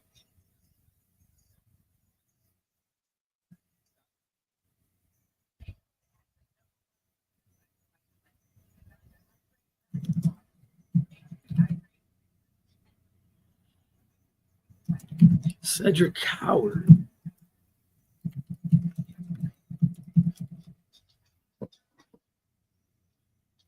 Yeah. We have another one? Yep, we have another trade. Good God. All right. So they waited till after the top 8 to start getting crazy tonight.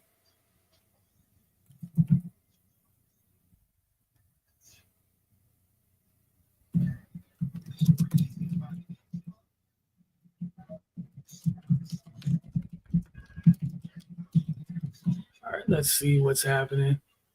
All right, the newest trade. All right, trying to get this real quick.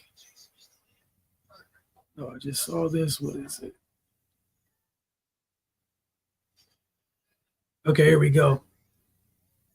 The Hawks are trading the 13th pick in the draft to New Orleans Pelicans for the 23rd pick and an unprotected 2026 first-round pick. And that comes down to which one is the most favorable of New Orleans and Milwaukee. So now that's going to be New Orleans picking 13th. Got it. Okay. Trying to keep track of all the moving parts. So the Bulls pick is in. We're waiting to hear who that is going to be. And then it's going to be the Pelicans selecting 13th instead of the Hawks because of the trade. Just share with you guys again. The Hawks are trading the 13th pick in this year's draft to the Pelicans for the 23rd pick. So they're moving 10 spots back and picking up an unprotected 2026 first-round pick. Sheesh. Okay. All right, Atlanta. Folks are wheeling and dealing out here tonight. Sheesh. All right. I used to do we draft another Bub. Nah, I think they drafted a great compliment to Bub Area 11. See what's going on. Cardell was just on a little while ago talking about it. Uh, one of the better shooters in the draft. I play both capable, willing to play both sides of the court. In terms of defense being a priority for him. They're interchangeable a little bit. That him and Bub can both play on and off the ball. But yeah, I think they kind of possibly secured their young backcourt going forward, where it'd be Bub and Trey. So I think it was a really good look for them. We'll see how things go on. I know we're like 6 picks still away from them making their second selection of the night. Sheesh. It's got too much going on right now. All right. But nah, it's not another Bub. The compliment to Bub, not another Bub. Okay, the Bulls select Noah Essengay. He said feels like they have the same play style, no real downhill threat. Yeah, I don't think I disagree a little bit. I don't think they have the same play style. I also think we saw as the year went on, like Bub got downhill a little bit. I just think again, like I just think it's younger guards, right? So I think the ones that a little bit more poised, the ones that can shoot a little bit, that figuring out happens in their rookie year. You just gotta wait for a little bit so they get comfortable, figure out where they're able to get to. It's not the same, like as opposed to like what's a good example? I'm trying to, as opposed to guard like Castle, where like he can do the other stuff in terms of having a floor game, but he leads with the getting downhill. He can do the other stuff, but that's what they lead with. Like I think Bub and Johnson can get downhill, but I think they lead with the other stuff. But I don't think I wouldn't say either one of them isn't a downhill threat. I don't think either one of them has an issue with contact in that regard. So I disagree a little bit. I just think you might see a little bit more from that from Bub this year. And then with Johnson, with Trey, again, I would just keep an eye on it the rookie year and see how it goes. But I think you'll have a better idea by the end of year two. For guys that can shoot it, I think you have a better idea by the end of year two. I just think if you can shoot, you're probably more comfortable creating space and shooting versus getting downhill. Because you got to figure that stuff out. It's a little bit different, especially if you don't have the type of body where you're moving grown men out the gate. Everybody does it. Yeah, I'm looking forward to that. I'm looking forward to what if we got a couple weeks of like summer league or whatever. We'll see what we get an example of what that looks like, and maybe who knows? What's this young boy they got from the Bucks last year? AJ. AJ was cool, was getting downhill, but he didn't have the body for it. But he had a problem. No, he didn't have an issue being willing to. I just think everybody kind of figures that out on their own. But I'm hesitant to be like they don't get downhill unless it was something where like they got an issue with contact, then I'm probably where you're at. But I don't think either one of them do at this point. But we'll see. What do you want for 18? What are you looking at for them?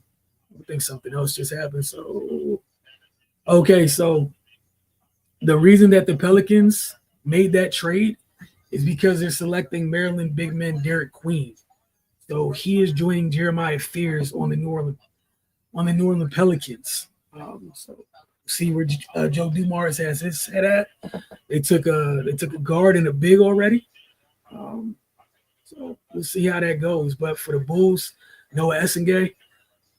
And again, I was just talking about Patrick Williams, what things might mean for him. But yeah. Noah Essengay, man. Trying to find. I think he's 6'10". Just got to double check. I don't I'm gonna tell you guys the wrong thing.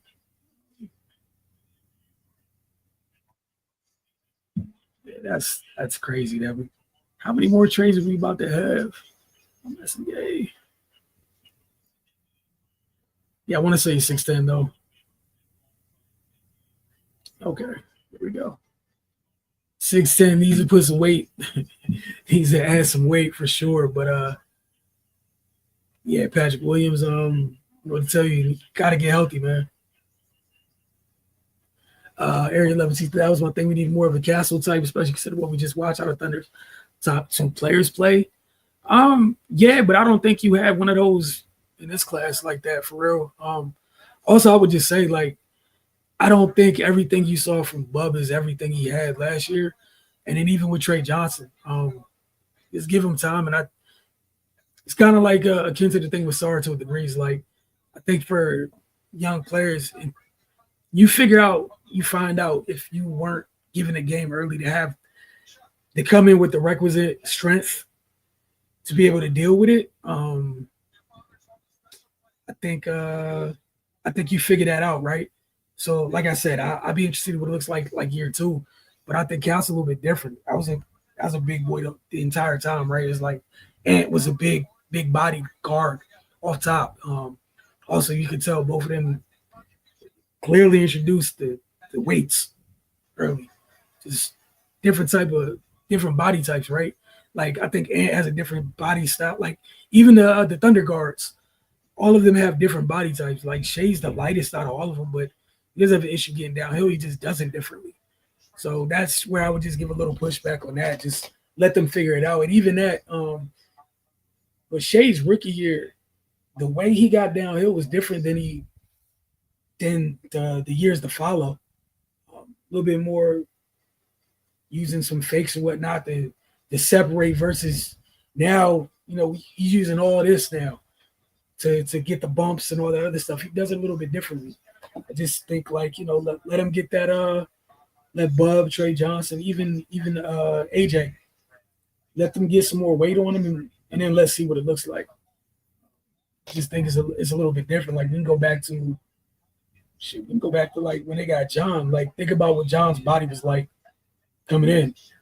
Like, that was somebody who was already built getting downhill from jump like that way before he got drafted. That's how he got down already. So I just think those types of things a little bit different. So I wouldn't judge it necessarily off. Like I wouldn't look at a guy where they've been doing that since like forever. You know what I'm saying? Like that's just like a big part. Or like their calling card or whatever for how they attack. I wouldn't look at that as a knock on somebody who hasn't yet figured that part out yet. Is I guess the best thing I'd say. As for 18, you said Sorbers. Yeah, I'm a fan of his and somebody else's. I'm gonna just wait to see if they take the other person. But yeah, he's one of the guys who I'm not mad at all, like at all. Right with you there. There's him and another big that I would be A-okay with here, but we'll see what ends up happening, man. And again, we appreciate you in the comment section for sure. All right, so right now we're still caught up with where are we right now? The Spurs on the clock. Again, Derek Queen, Atlanta made the trade with New Orleans. They went 10 spots back. And the Pelicans gave up a 2026 unprotected first so they can select Derek Queen and add him to their group. And again, the Pelicans, yet again, I know I've been saying it all night, another team where, man, I don't know what's going to happen in the coming weeks for them. Very interested in finding out how things shake. Wizards, folks, we are 4 picks away since San Antonio is on the clock. I don't think we have any more trades. And now they got me refreshing Sean's page because I just don't know. Yeah, again, so Sean's pretty much said what I just said. They moved back 10 spots and like they definitely picked up the 2026 first. Just don't know how valuable. Yeah, I mean, I get that. I just think it's a way where like I just don't judge folks on the. For me, I make that determination when I see a guard just scared to make contact. That's when I worry. Like, long as you're cool, like being physical, I'm cool. Then it's kind of like, let's see if you can figure it out. But if you're just like against contact, like, oh no, I don't want that at all. That's where I get to the place you're at. I need to see it first, and I don't think any of them are kind of shy with the contact. Like, another example, like we could talk about, well, the difference in how Bilal attacked year 1 to year 2. He just ain't had to wait. Wasn't wrong with it. Like, he wasn't against it. Just didn't have to wait. So I would just wait again. I'd wait to the end of year 2 for Bub and wait to the end of year 2 for Trey before I go down that road. And again, like, it's hard to compare those types of guys to the guys where, like, that's just been a thing because they love it. It's just a little different for me. Okay, I just saw something else pop up.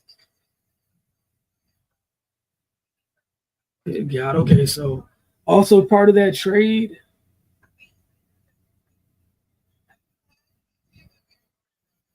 Okay, this is part of the trade with Mark Williams. As part of the trade, Charlotte is acquiring Vasil Micic. Okay. Wow. So we got a lot going on there, man. But yeah, I'm definitely a fan of the big youngster out of Georgetown and another big that's on the board. I'm so interested in seeing what OKC's about to do. Again, they got 2 first-round picks, but I definitely want to know what they're up to right now, man, and what they're thinking about. The Spurs pick is in right now. Yeah, we know what they took earlier. Oh, well, I just saw what they took. Okay, cool. That's great. Again, my stream's a little bit behind, but sheesh. Okay. Let's go talk about the Spurs and what they added to their team tonight. Very Spurs-like is what they did, man. Sheesh. Of course.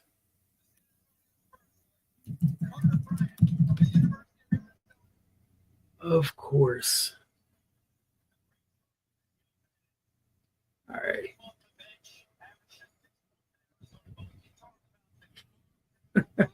Here's who the Spurs took, man. I got you.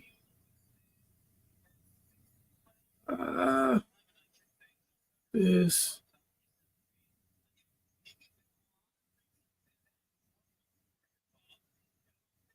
Here we go. Carter Bryant to the Spurs at 14, man. Again, we were talking about the fit, how they can play all 3 of their guards together, whatnot. This is the guy who could come right on in and fit with them, man. Sheesh. Again, these are the type of guys, like, what they're choosing to put around Wemby, man. They're doing a great job of it. Sheesh, man. Yeah.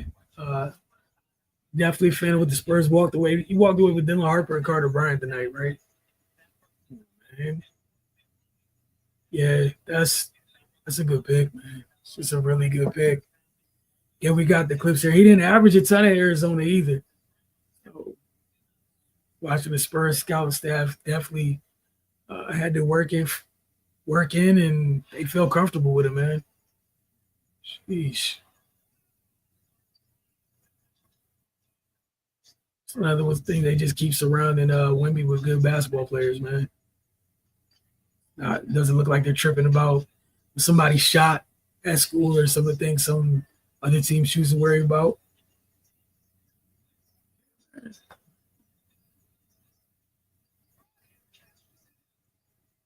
Yeah, that's going to be a fun piece for them, man. Can't even get mad at that. Love it. All right. See, Area 11 with another comment. My bad, man. I just saw it. Nolan Triori or Ben Seraph was there in the second round. What do you think about those two? I don't think Washington has that pick anymore. It was in the Jordan Poole trade. Unless I'm gonna double check that because I want to keep saying that, and then like I'm super wrong. Let me double check that real quick. Where's it at? Yeah, that's definitely job well done tonight by the Spurs. Um, all right, straight and see what's. Yeah, all right. So yeah, they sent that pick because going to the night they were supposed to have 6, 18, and 40. Now they only have 6 and 18. So if we see it, tomorrow night. I'm sorry, uh, tomorrow night, unless something changes, they trade back into it. Yeah, it's that pick belongs to the Pelicans now.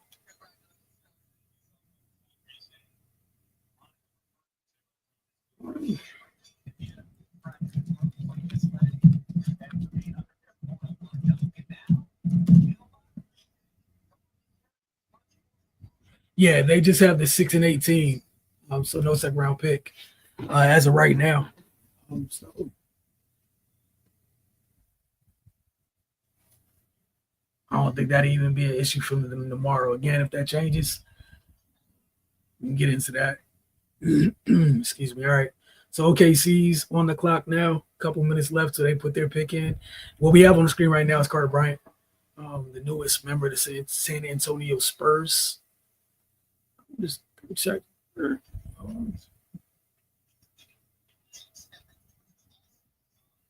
Yeah, just went lotto. Just went 14th, 6-4, 6-4 this year. A block and just under a steal. Shot 37 from 3 though. We saw the athleticism and a bunch of those clips that we're just playing. But OKC's on the clock with the 15th overall pick.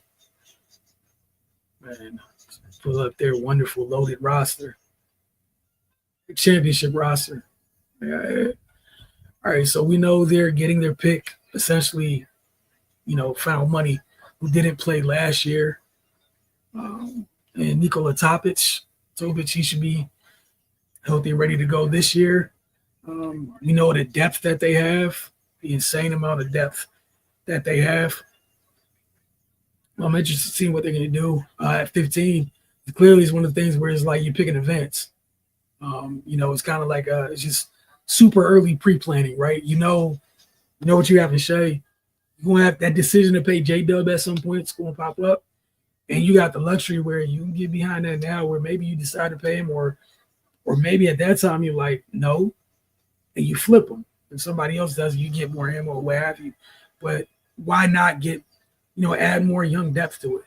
And if you could add quality depth to it, why not, right? Like, why the hell not?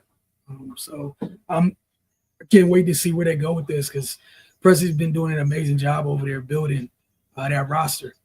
Man, I appreciate you. I appreciate you and everybody else tuning in again.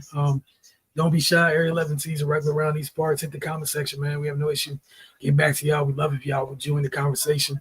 We're on tonight pretty much essentially until the Wizards make their second selection. Then I think we'll be back tomorrow night just to wrap up the second round. And then Friday night, I think we'll be streaming again just to talk about the Wizards draft in a whole on Friday night. Just kind of go a little bit more in depth with it. But tomorrow night, just be recapping round 2 once it comes to an end. Again, Oklahoma City's on the clock. The pick is in. So we're going to see what they have going on. See if okay. The pick wasn't spoiled for me yet. Wizards fans, we're getting closer and closer. Just 3 picks away.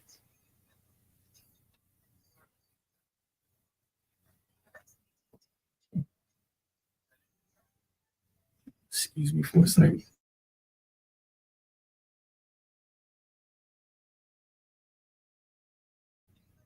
Man, voice is creaking.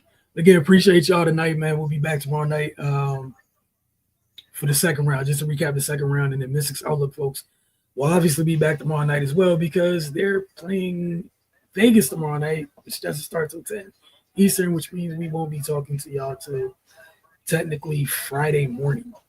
Looking forward to speaking with you guys both for Wizards and Mystics coverage tomorrow. Oh yeah, all right. Here we go. The pick is in. Who did the Thunder take? Area 11T. They took the youngster from Georgetown, man. The freaking Thunder, man. Gotta love it. They just took Sorber, Thomas Sorber from Georgetown. His clips up right here. Man. And the rich get richer, man. Sheesh. Such a good pick, man.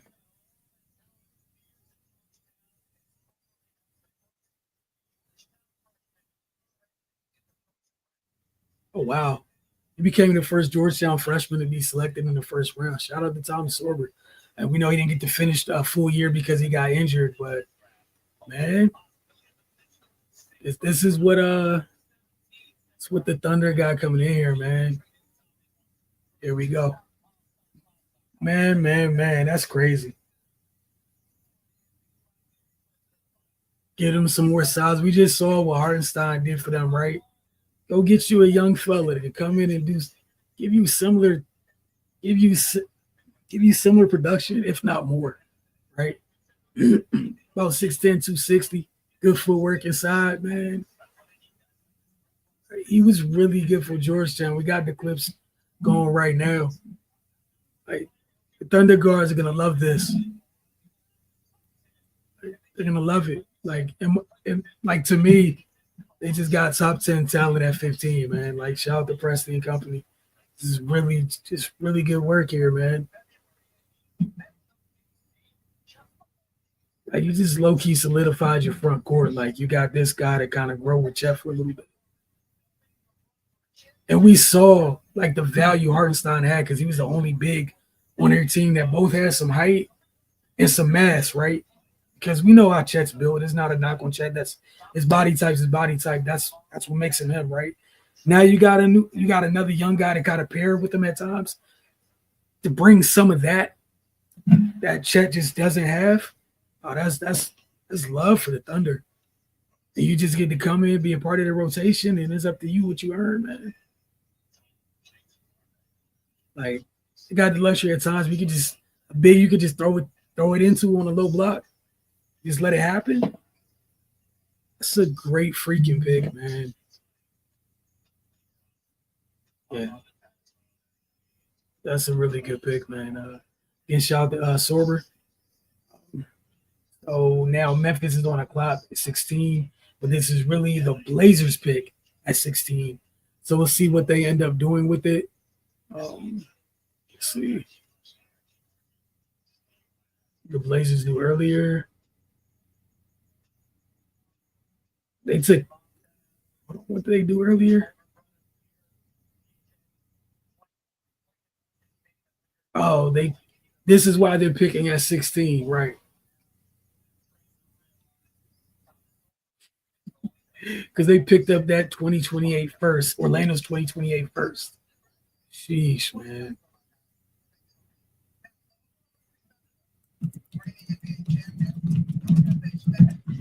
Like, man, that is such a great pick. All right, so we got Portland essentially picking here. They moved down and picked up found money 2028 first from Orlando. So even if it doesn't convey to be anything super high, because Orlando's, for Orlando, if they end up being what they feel they can be, this is not going to be a super high pick, but it's extra first round pick. It's still additional ammo. It's great for Portland. I'm interested to see what they go after here. And Wizards fans, we are 2 picks away from them making their second first round pick of the night. They picked at 6th. That's where they took Trey Johnson, and they'll pick again now at 18. Portland is on the clock. I know it says Memphis on everybody's televisions, but it is indeed Portland because of that trade earlier when they just moved back NFL draft style and picked up a free first rounder. And again, Cedric Coward playing on the wing. Portland has quite a few of those. So why not slide back a little bit? Didn't Doesn't affect things too much. We know what they did in the draft last year.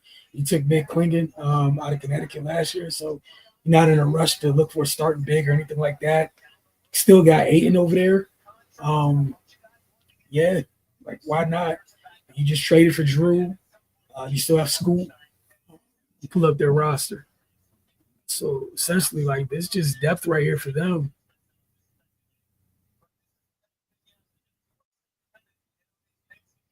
They got former Wizard Denny Avdi over there, Delano Blanton from the Raptors, Tamani Kamara that Phoenix had and then traded.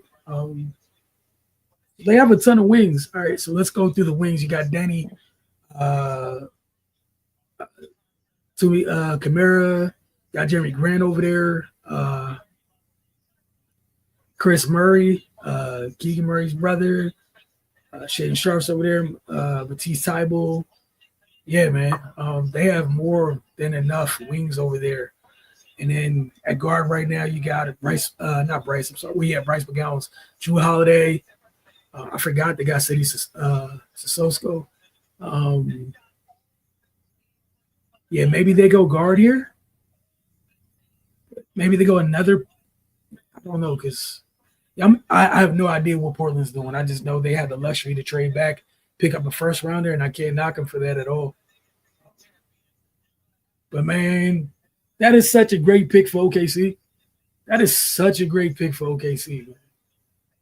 Such a great pick. Such a great pick.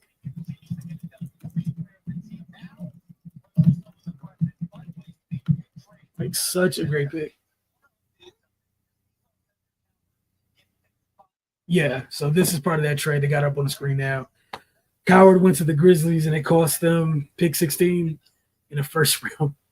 A first rounder in 2028 and 2 second-round picks, and they didn't say when the second-round picks, what year those are from. But, man, that's crazy. That's crazy. Wow. I think their pick is in for Portland. Oh my goodness! All right, so we saw Phoenix double down on the size, right? With taking Kaman Maluach and then trading for Mark Williams. My goodness, it looks like Portland's down for the same type of activity, man. I think they just took. What's it at? I just had it. Yeah, they just selected Yang Hansen out of China. It's a 7-1 big. So, and let's get that up there real quick for you guys. And here we go. This is what Portland just drafted. 16th overall.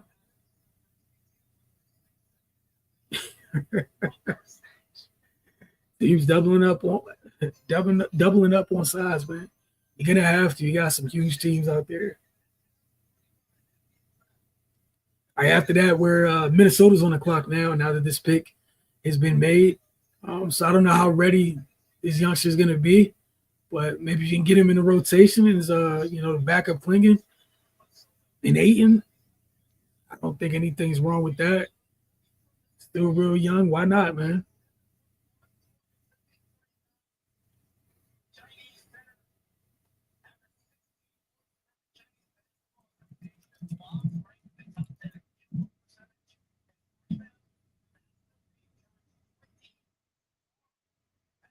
Okay. All right. Folks got him at 7-1 and 7-2. Either way, big fella. 250 already, right? 7-1, 7-2, 250. You go that with Klingon, who's 7-1, 7-2, 280, 270, or something like that. Sheesh.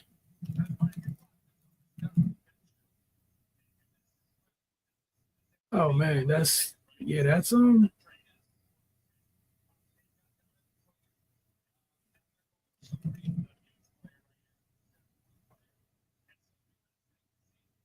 Yeah, Kling is 72280. Go with this guy 72250. So they're doubling up on the size right there for Portland. So either he's going to be here this year with all three of them, or are they moving Aiton?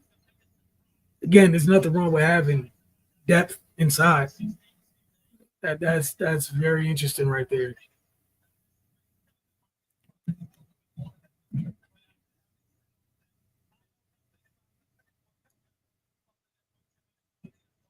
That's crazy. All right, man. Oh, he's the highest selected since who? Okay, since E. Jillian. Hey, E. Jillian, the greatest video game players ever, man. Great when basketball video games, but not. He was tough too in the league. It was he came in and he was solid for sure. But shout out to Yang Hansen in Portland making, again, just watch these clips. Like, I like the fact that he got some weight on him already, man. 7'2", 250. And you want to be a big?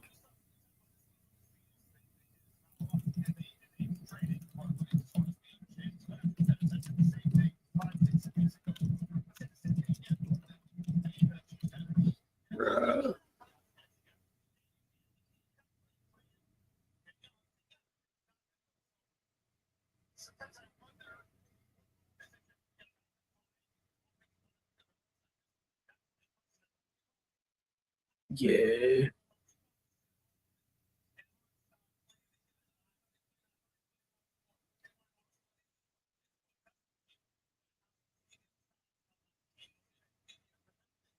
Yeah, I don't know, man. I don't.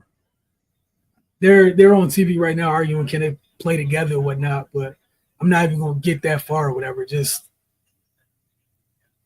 it's not bad depth. You feel comfortable with what you have in terms of like no guards or wings coming in and taking spots. Like, hey man, I don't. Yeah, that's interesting to say the least. But I like that he has size though. That I definitely do like. All right, we got Minnesota's up, and then Washington. The pick is in for Minnesota right now. Oh, wow.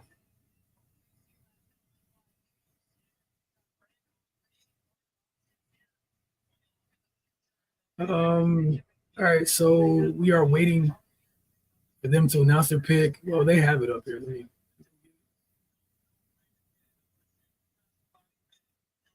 Uh, they go with the big. What's this? John Behringer. Okay, that's who Minnesota went with.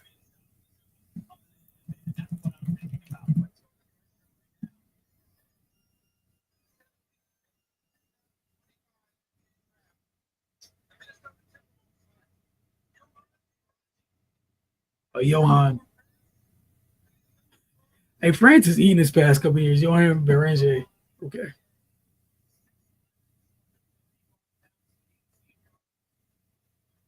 Oh, he's active. Okay.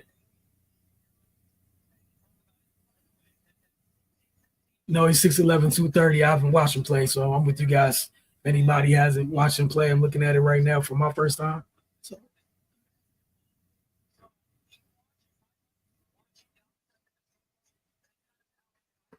okay. Minnesota adding another young big to the group.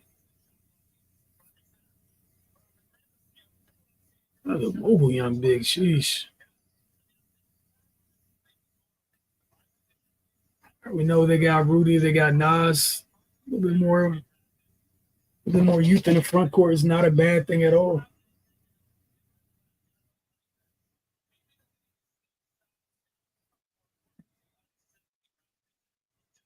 Yeah, it's a lot of teams are definitely just adding size. Okay, at least the vertical spacer out here.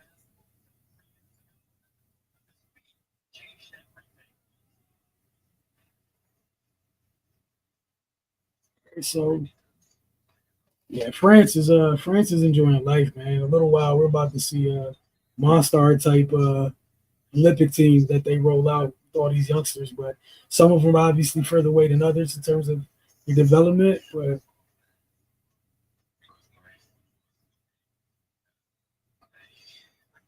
yeah, it definitely looks a little raw, man. But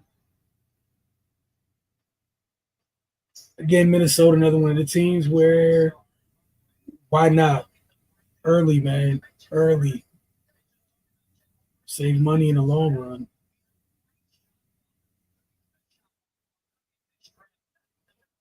Hey, and those lineups where this is a guy you could play at the five and play Nas next to him since Nas is so versatile.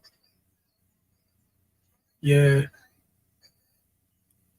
not mad at that at all. All right, so Washington's on the clock right now.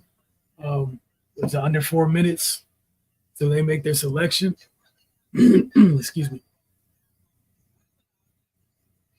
So it's a nice selection. I can't wait. I want to pick Cardell's brain on this more, um, because again, I've not heard of the youngster at all. So not gonna get on here and pretend anything. I'm watching right now with these guys. It's my first time watching him.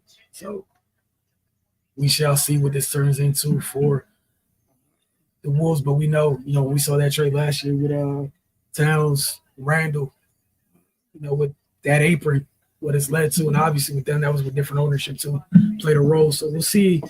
We'll see where this leads. But again, you can't go wrong with bigs that are active defensively right now. Kept talking about the other day. Defense, depth, development, I can't get mad at it.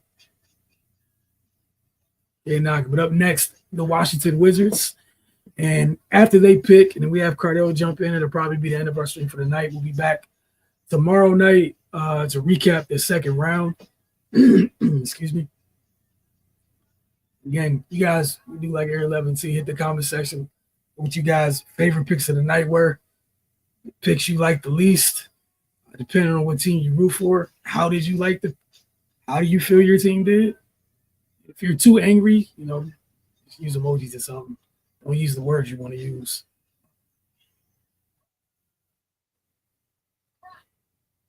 Oh man.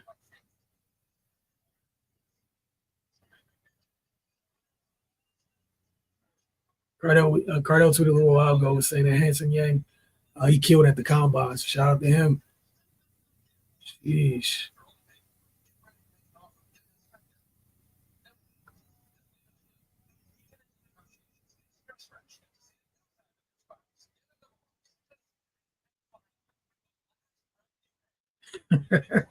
Yeah, all right. So waiting on Washington to draft. The pick's not in yet. Get this off the screen. Make room for who the Wizards select.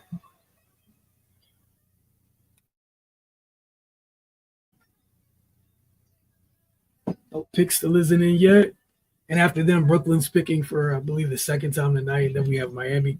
That is, in fact, their pick. We'll see when it gets closer.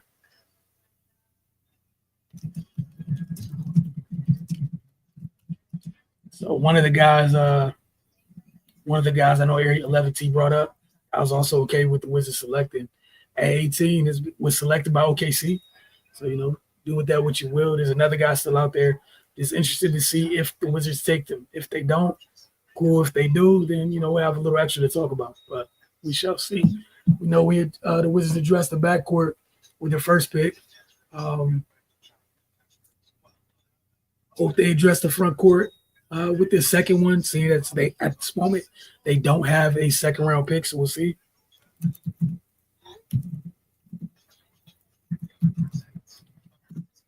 All right, we'll see Michael Kirksley in here. He says so blown ace ain't fall. Yeah, I'm honestly not mad at it again. I don't know if you were on one of the times and then we had talked about this. Like, I didn't have a problem with Ace. Just he was probably like one of my least favorite fits here for me personally. Doesn't mean he still would have been fine.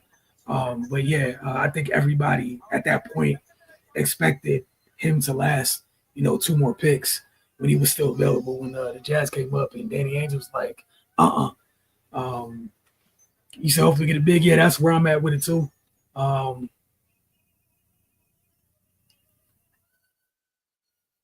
yeah, I'm there too. Hopefully to get it big. I'm waiting to see if it's the other one that I would like. We'll see. I'm here for that too.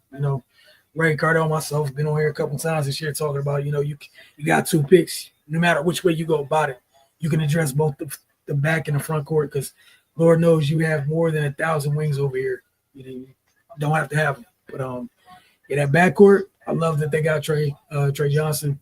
I would really very much like for them to address front court. What about you, at 21? Side as the bigs, it just went Derek Wolf. That's the guy right there that you named. That's who I would like at 18, sir. So I stopped being secret, whatever about it. But yeah, Cardinal put me on him like a couple years ago or whatever. And from Yale to Michigan. And yeah, man, willing to bang in there. Got some other stuff with him too. So yeah, I would love that. But we'll see what happens. I know the pick is in now. So we'll see what they ended up going with right now, man. We shall see. But Oklahoma freaking City with what they did, man. Getting Sorber. Like, just evil, man. Just evil. Oh, sheesh.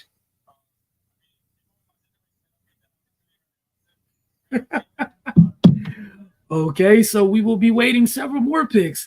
Here I thought the stream was going to end soon. It is not because the Wizards are trading Walter Clayton Jr. to Utah for the 21st pick.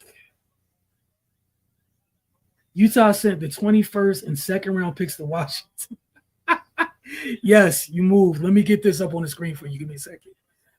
Because again, just as I thought, like maybe I'd stop talking for a little bit. That is not the case. Shams had this to share, so let me go get it for you guys. Right, here we go. Share this instead. You guys probably won't be able to see it. Actually, I'm going to try to do this. Nope, that's not going to help.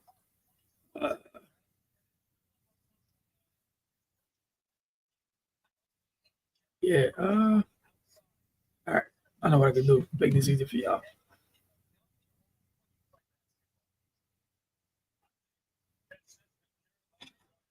All right, so did that. Let's open this. All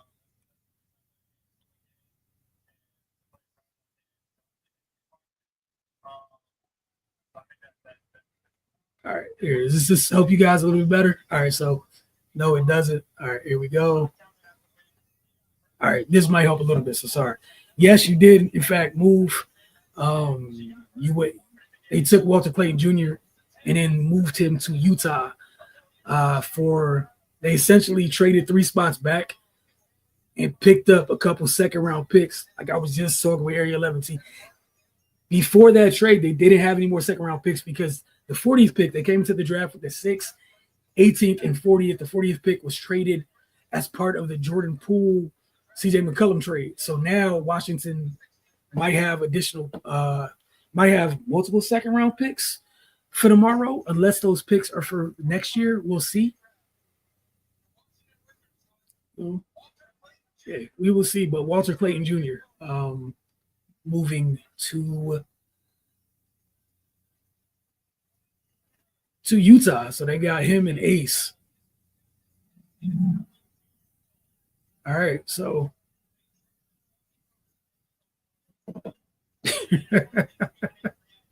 yeah, that's what ended up happening here.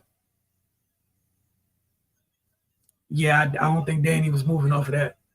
Danny took that man at 5 because Danny wanted him. So yeah, don't think it's moving unless like that noise about Jaylen Brown or whatever is more than noise. And and if that is more than noise, he'd probably be a part of it. And that mean he'd be in the Northeast. But we'll see what ends up happening. Let's see what's there for Washington at 21, man. Sheesh. So that's yet another guard to Utah. Are they like just reshaping their backcourt as a whole? Sheesh. They have a lot of young folks over there. We went through that a little bit earlier, but hey, man, we'll see.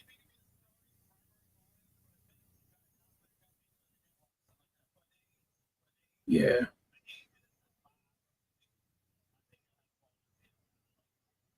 I got to talk about his age on the broadcast. Leave Stephen A. Smith and that alone. But yeah, that's crazy.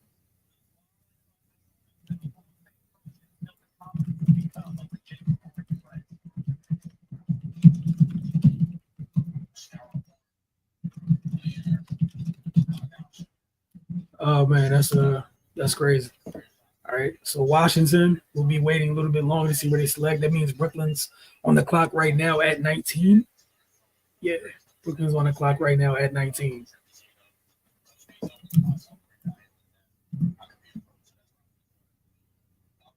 Where we at with the draft, please? Yes, yes, yes.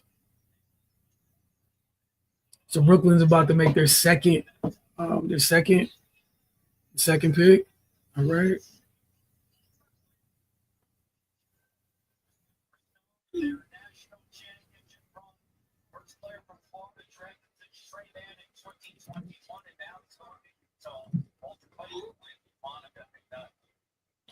All right, so Walter Clayton Jr. selected by the Wizards, but immediately part of a trade and gets shipped off to Utah. Washington picks up the 21st pick in this draft and a couple of second round picks. Don't know when those second round picks are. They could be for tomorrow or they could be in the coming years. We'll see in a little bit as soon as that's released. So that means Cardell has a little bit longer to wait before he rejoins us. All right, guys, I see the comments going back. So let me see. Colin B. Hurt. Yeah, I mean that, and who knows if that's the direction they want to stay in with Colin. Like, I don't know who's safe over there. I guess my only guess would be Lauri Markkanen. Like, who knows? What about Traore at 21 since all the bigs just went, or maybe Wolf? Yeah, I would like it to be the name that you listed at but yeah. Go see who's still there at 21. Start George Payton, backup Isaiah, George Clayton, backup Isaiah and George. Yeah, I mean, they got some good problems, I guess. Good problems. But like I was saying earlier, like again, going back to what we saw in the finals, right? Depth. I can't really knock it. We'll just see how stuff shakes out. Again, they put the Wizards trade up on the broadcast, and even it just says multiple second round picks. So I have no idea if they're for this draft or draft in years to come. I know the other day I think I took a look at, a little look forward what the Wizards draft picks look like. Like going forward the next few years, they have I think there's not a draft where they don't have at least 3 picks total. Like they got some stuff. They got some ammo out there. Definitely got paid for taking on some of these expiring contracts, aka these vets. But all right, Brooklyn is on the clock at 19. And then Miami, and then Utah, aka Washington, because that's who they'll be making that pick for. Again, anybody new here, man, just hit the comment section whether you're on X/Twitter or get a YouTube page. If you're on X and you want to comment, all you got to do is if you're already tuned in, just comment to the video. And I think it should pop up here to be able to respond to you guys.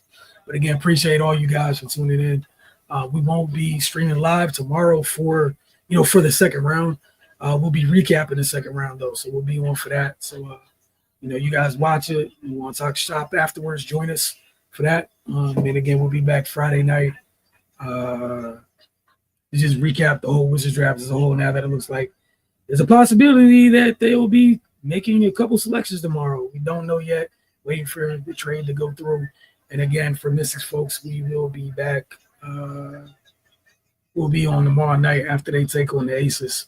They got a great chance to move to 8-8 tomorrow, but we shall see. All right, the pick is in for the Brooklyn Nets. Waiting to see who it is. Oh man, it's Traore. It's Nolan Traore. Were you just asking about him? Who was that asking about him? Area 11T. Hey man, you keep bringing up people, man. They keep getting taken off the board, man. So this is on you. If they indeed happen to feel be people that you wanted on your team, you did this. Obviously, I'm just messing with you, but Nolan Traore to the Brooklyn Nets. They doubled up. I think they took Igor Demon with the 8th pick, another guard here. Again, have no idea what their roster is going to look like by summer league. Maybe we'll get some clarity. We have no idea, but it definitely loaded up a little bit.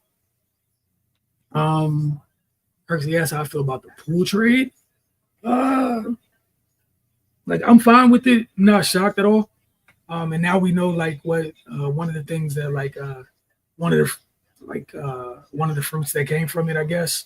I understood it. I got it. I think it was at times last year. It was kind of like we saw how well Bub did kind of the times that he had the keys. So I guess they felt comfortable. And obviously, I personally didn't feel like he was going to be here long term anyways with the way those kids kind of hit the ground running last year.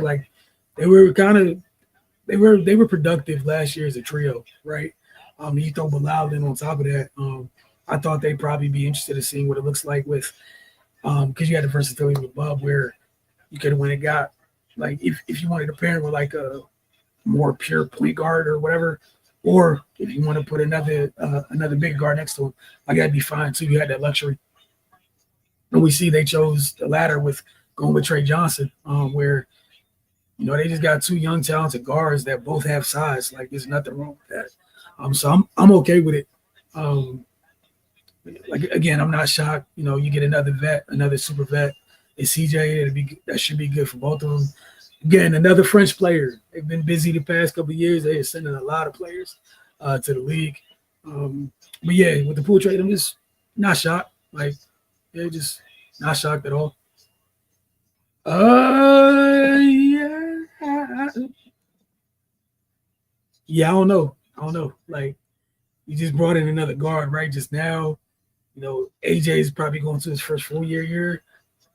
I don't know, but I wouldn't be shocked. I guess that's where I'll be at. I wouldn't be shocked because I don't know what the numbers look like. Because some of the vets have to be on the roster because they're expiring, right? They have expiring contracts, right? So, I think that plays a part in it, but we'll just have to see.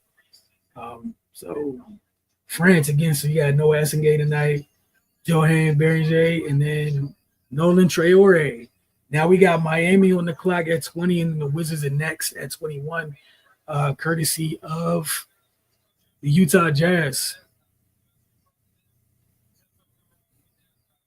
Yeah, I don't think I'm probably kind of leaning to where you're at. I don't know for sure. Obviously not privy to such things, but I think they probably want to see a little bit more AJ than you bring Trey into. Champagne plays all up and down the lineup, right? I just don't know I don't know if there's gonna be room, right? Them. And then when you start thinking about the vets, you got 2 super vet guards and you got CJ and Marcus. So yeah, I don't might just run out of room, honestly. So we'll see, but that might have just honestly happened where they just ran out of room.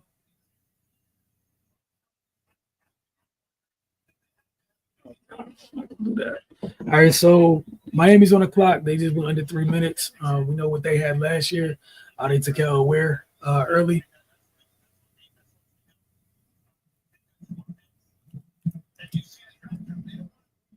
They took Kelly Ware last year. They didn't end up. They decided to step out of the Durant sweepstakes and whatnot. So we know they moved Jimmy Butler last year. On their roster real quick.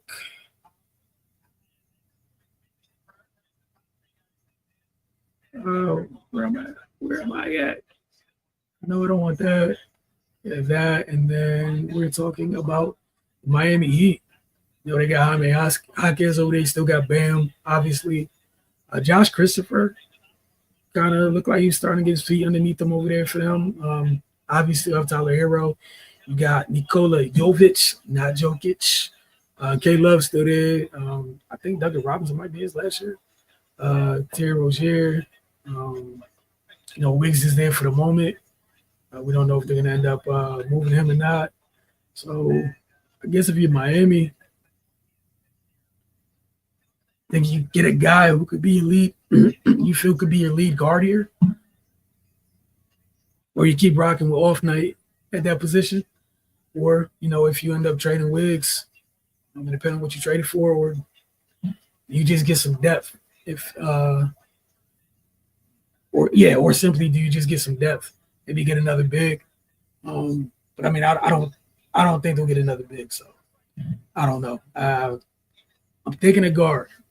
We'll see what ends up happening, but I'm leaning towards a guard. And again, we have no idea if they're gonna end up moving people or not. We don't know what they have up their sleeve. And then Washington will pick. Still waiting for them to pick. They'll be picking for you. They'll be picking in place of Utah. On your screens, if you're watching the draft, it is going to say Utah, but that is where Washington is selecting.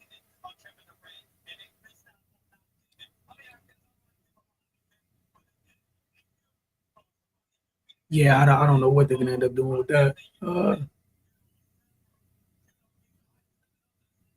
Again, appreciate you guys tuning in. Hit the comment section like these two are doing.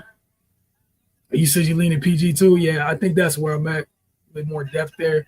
Again, I don't think Off Night's been bad at anything, but he probably won't move off Terry Rozier as soon as you get a chance. Kirksey followed it up with no need for bigs with Ware, Bam, and Jovic. Yeah, like that's a nice trio right there for sure. So we'll see what that ends up being.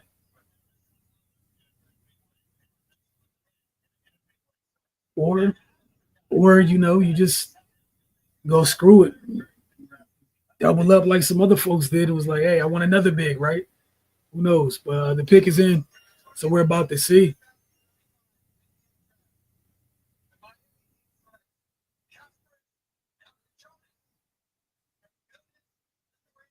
Oh yeah, Kasparas Yakachunas is the selection.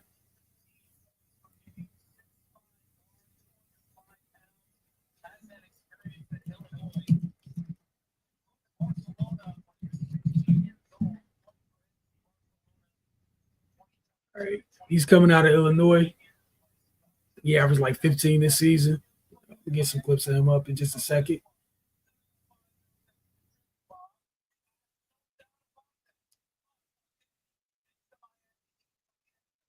All right, let's go see what they got going on over here.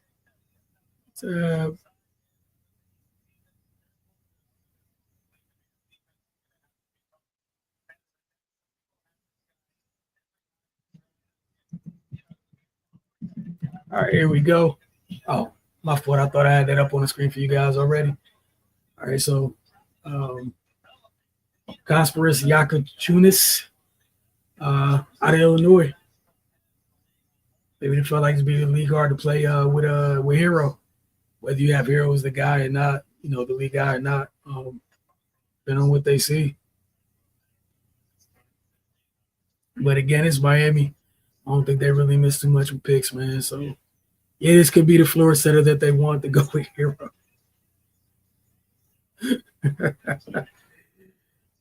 Freaking Pat Riley, huh? Yeah. All right. So Miami's being Miami again. They took Cal Ware last year. Like this year, they go a little bit of a big guard here. We'll see what that looks like, and if they have any other tricks up their sleeve, movement wise, the moves they make with the roster. But as far as the youngsters go, is that I'll exclude Tyler for the moment, but that's Cal, this youngster right here, and Jaquez. I mean, Jovic is still kind of young too. Like, got over here super early, but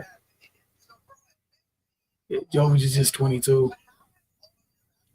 And what I really wouldn't be surprised about this kid hits the ground running is turn pro at 15, then you go college, and then you hit the league. Like, yeah, you should be fine, man. Obviously, I'm not saying he's about to come out here, set the world on fire, be rookie of the year, anything crazy like that. Just saying he should definitely be able to come in day one and contribute to the Miami Heat, which is, again, kind of what's normal for them for the most part. We saw Hawkins was able to contribute. Kyle Elware contributed last year. I think this kid will be able to as well. Yeah, I think this would be really good for Miami. So Washington's on the clock right now, just waiting for them.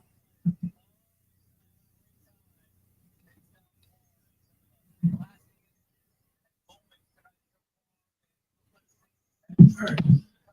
Uh, just waiting for Washington to submit their pick.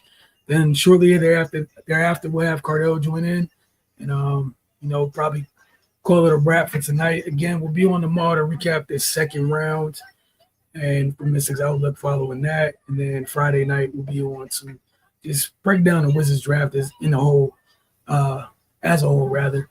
I'm trying to see if they let out what other picks Washington got.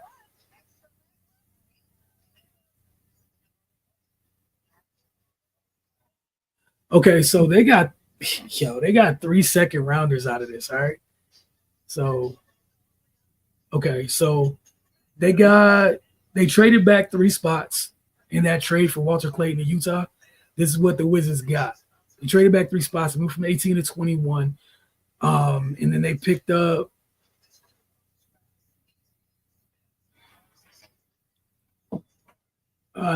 multiple second round picks. So that's 3 second round picks. They now have a pick tomorrow.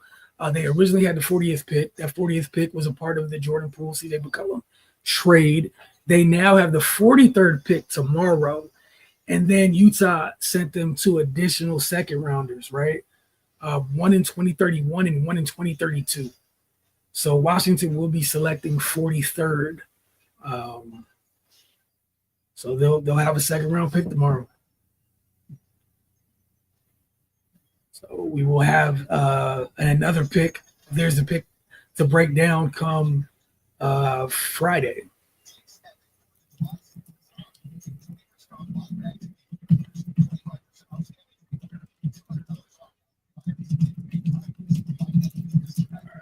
All right, Wizard folks, the pick is in. So we're about to see, man.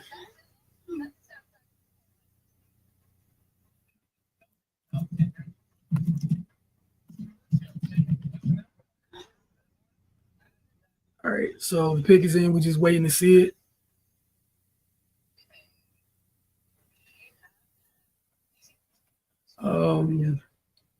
Washington took Trey Johnson in the first round.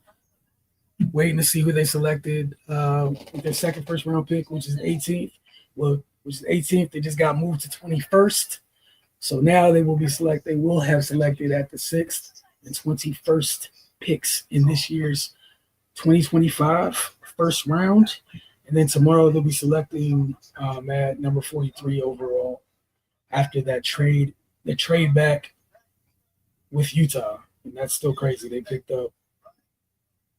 They traded back and picked up 3 seconds. That's crazy. All right, so actually I'll pull up Washington's roster real quick.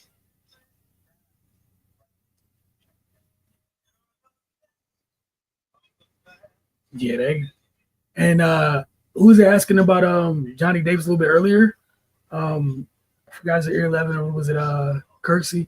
Either way, you still got some of the two-way guys. You got Kobe Jones who played last year a little bit, Jalen Martin. There's gonna be a war who stays on this roster as a guard, man. There's gonna be a couple folks on the outside looking in, obviously.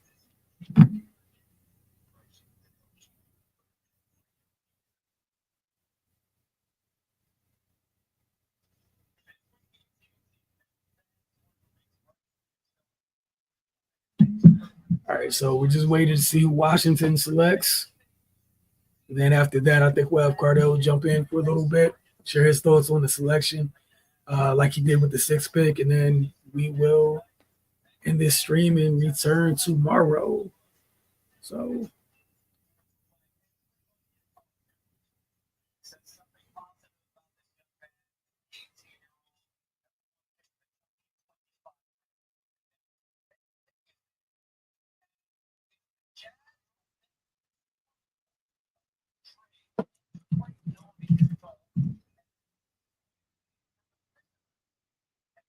oh, wow. Okay.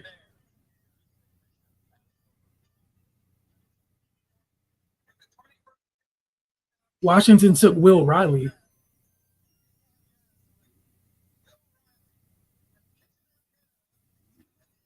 Okay, so Will Riley will be headed to the Washington Wizards, teammates of the player that went to Miami, Gasparis Jakuchonis. So Will Riley.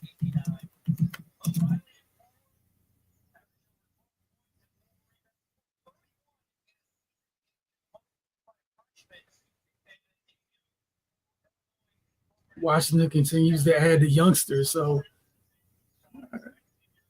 6'8". You get him up here real quick.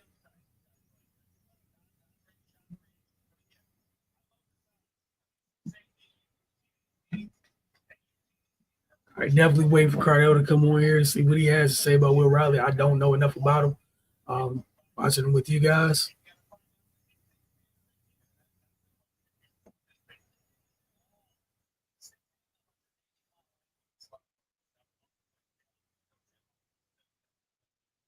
Okay.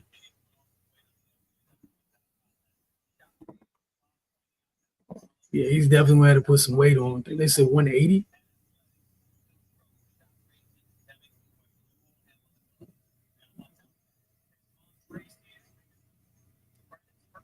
All right. I'm interested to I'm interested to see what what the handle actually looks like. Just because, they said what they said about Key, and then Key was fine handling the rock last year. So again, clearly do some homework between now and Friday when we talk about the Wizards draft as a whole. So you can fade up the dribble. Yeah, just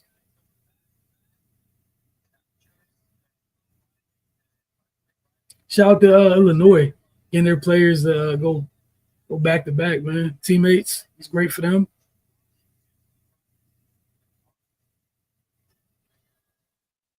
Yeah, Kersey, you guys been a kiss of death to things tonight. And sometimes you guys bring stuff up and this stuff happens. But here we go. We got Cardell here. Let's get him back in here. Here we go. What's good, Cardell? What's going on?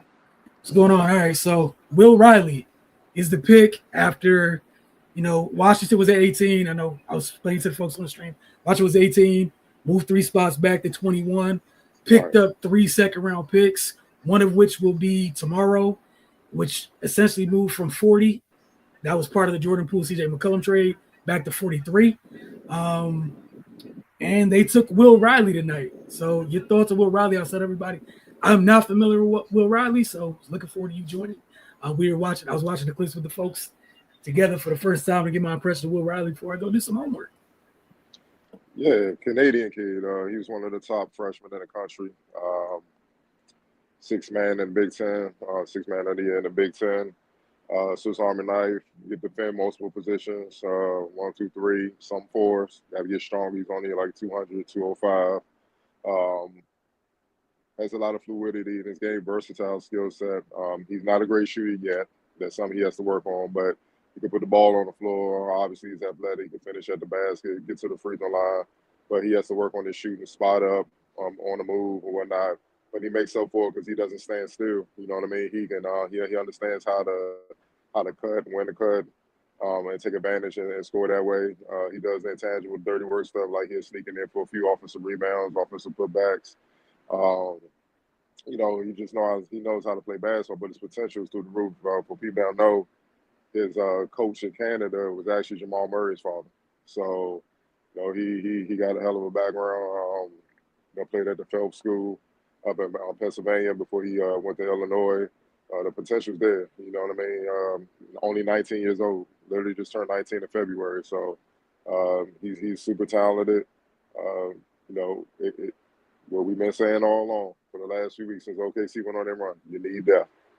So they're building depth, man. You know what I mean? And with him, you don't got to put the pressure on him to come in right away and make a tremendous impact. Just come in and play team basketball. You know what I mean?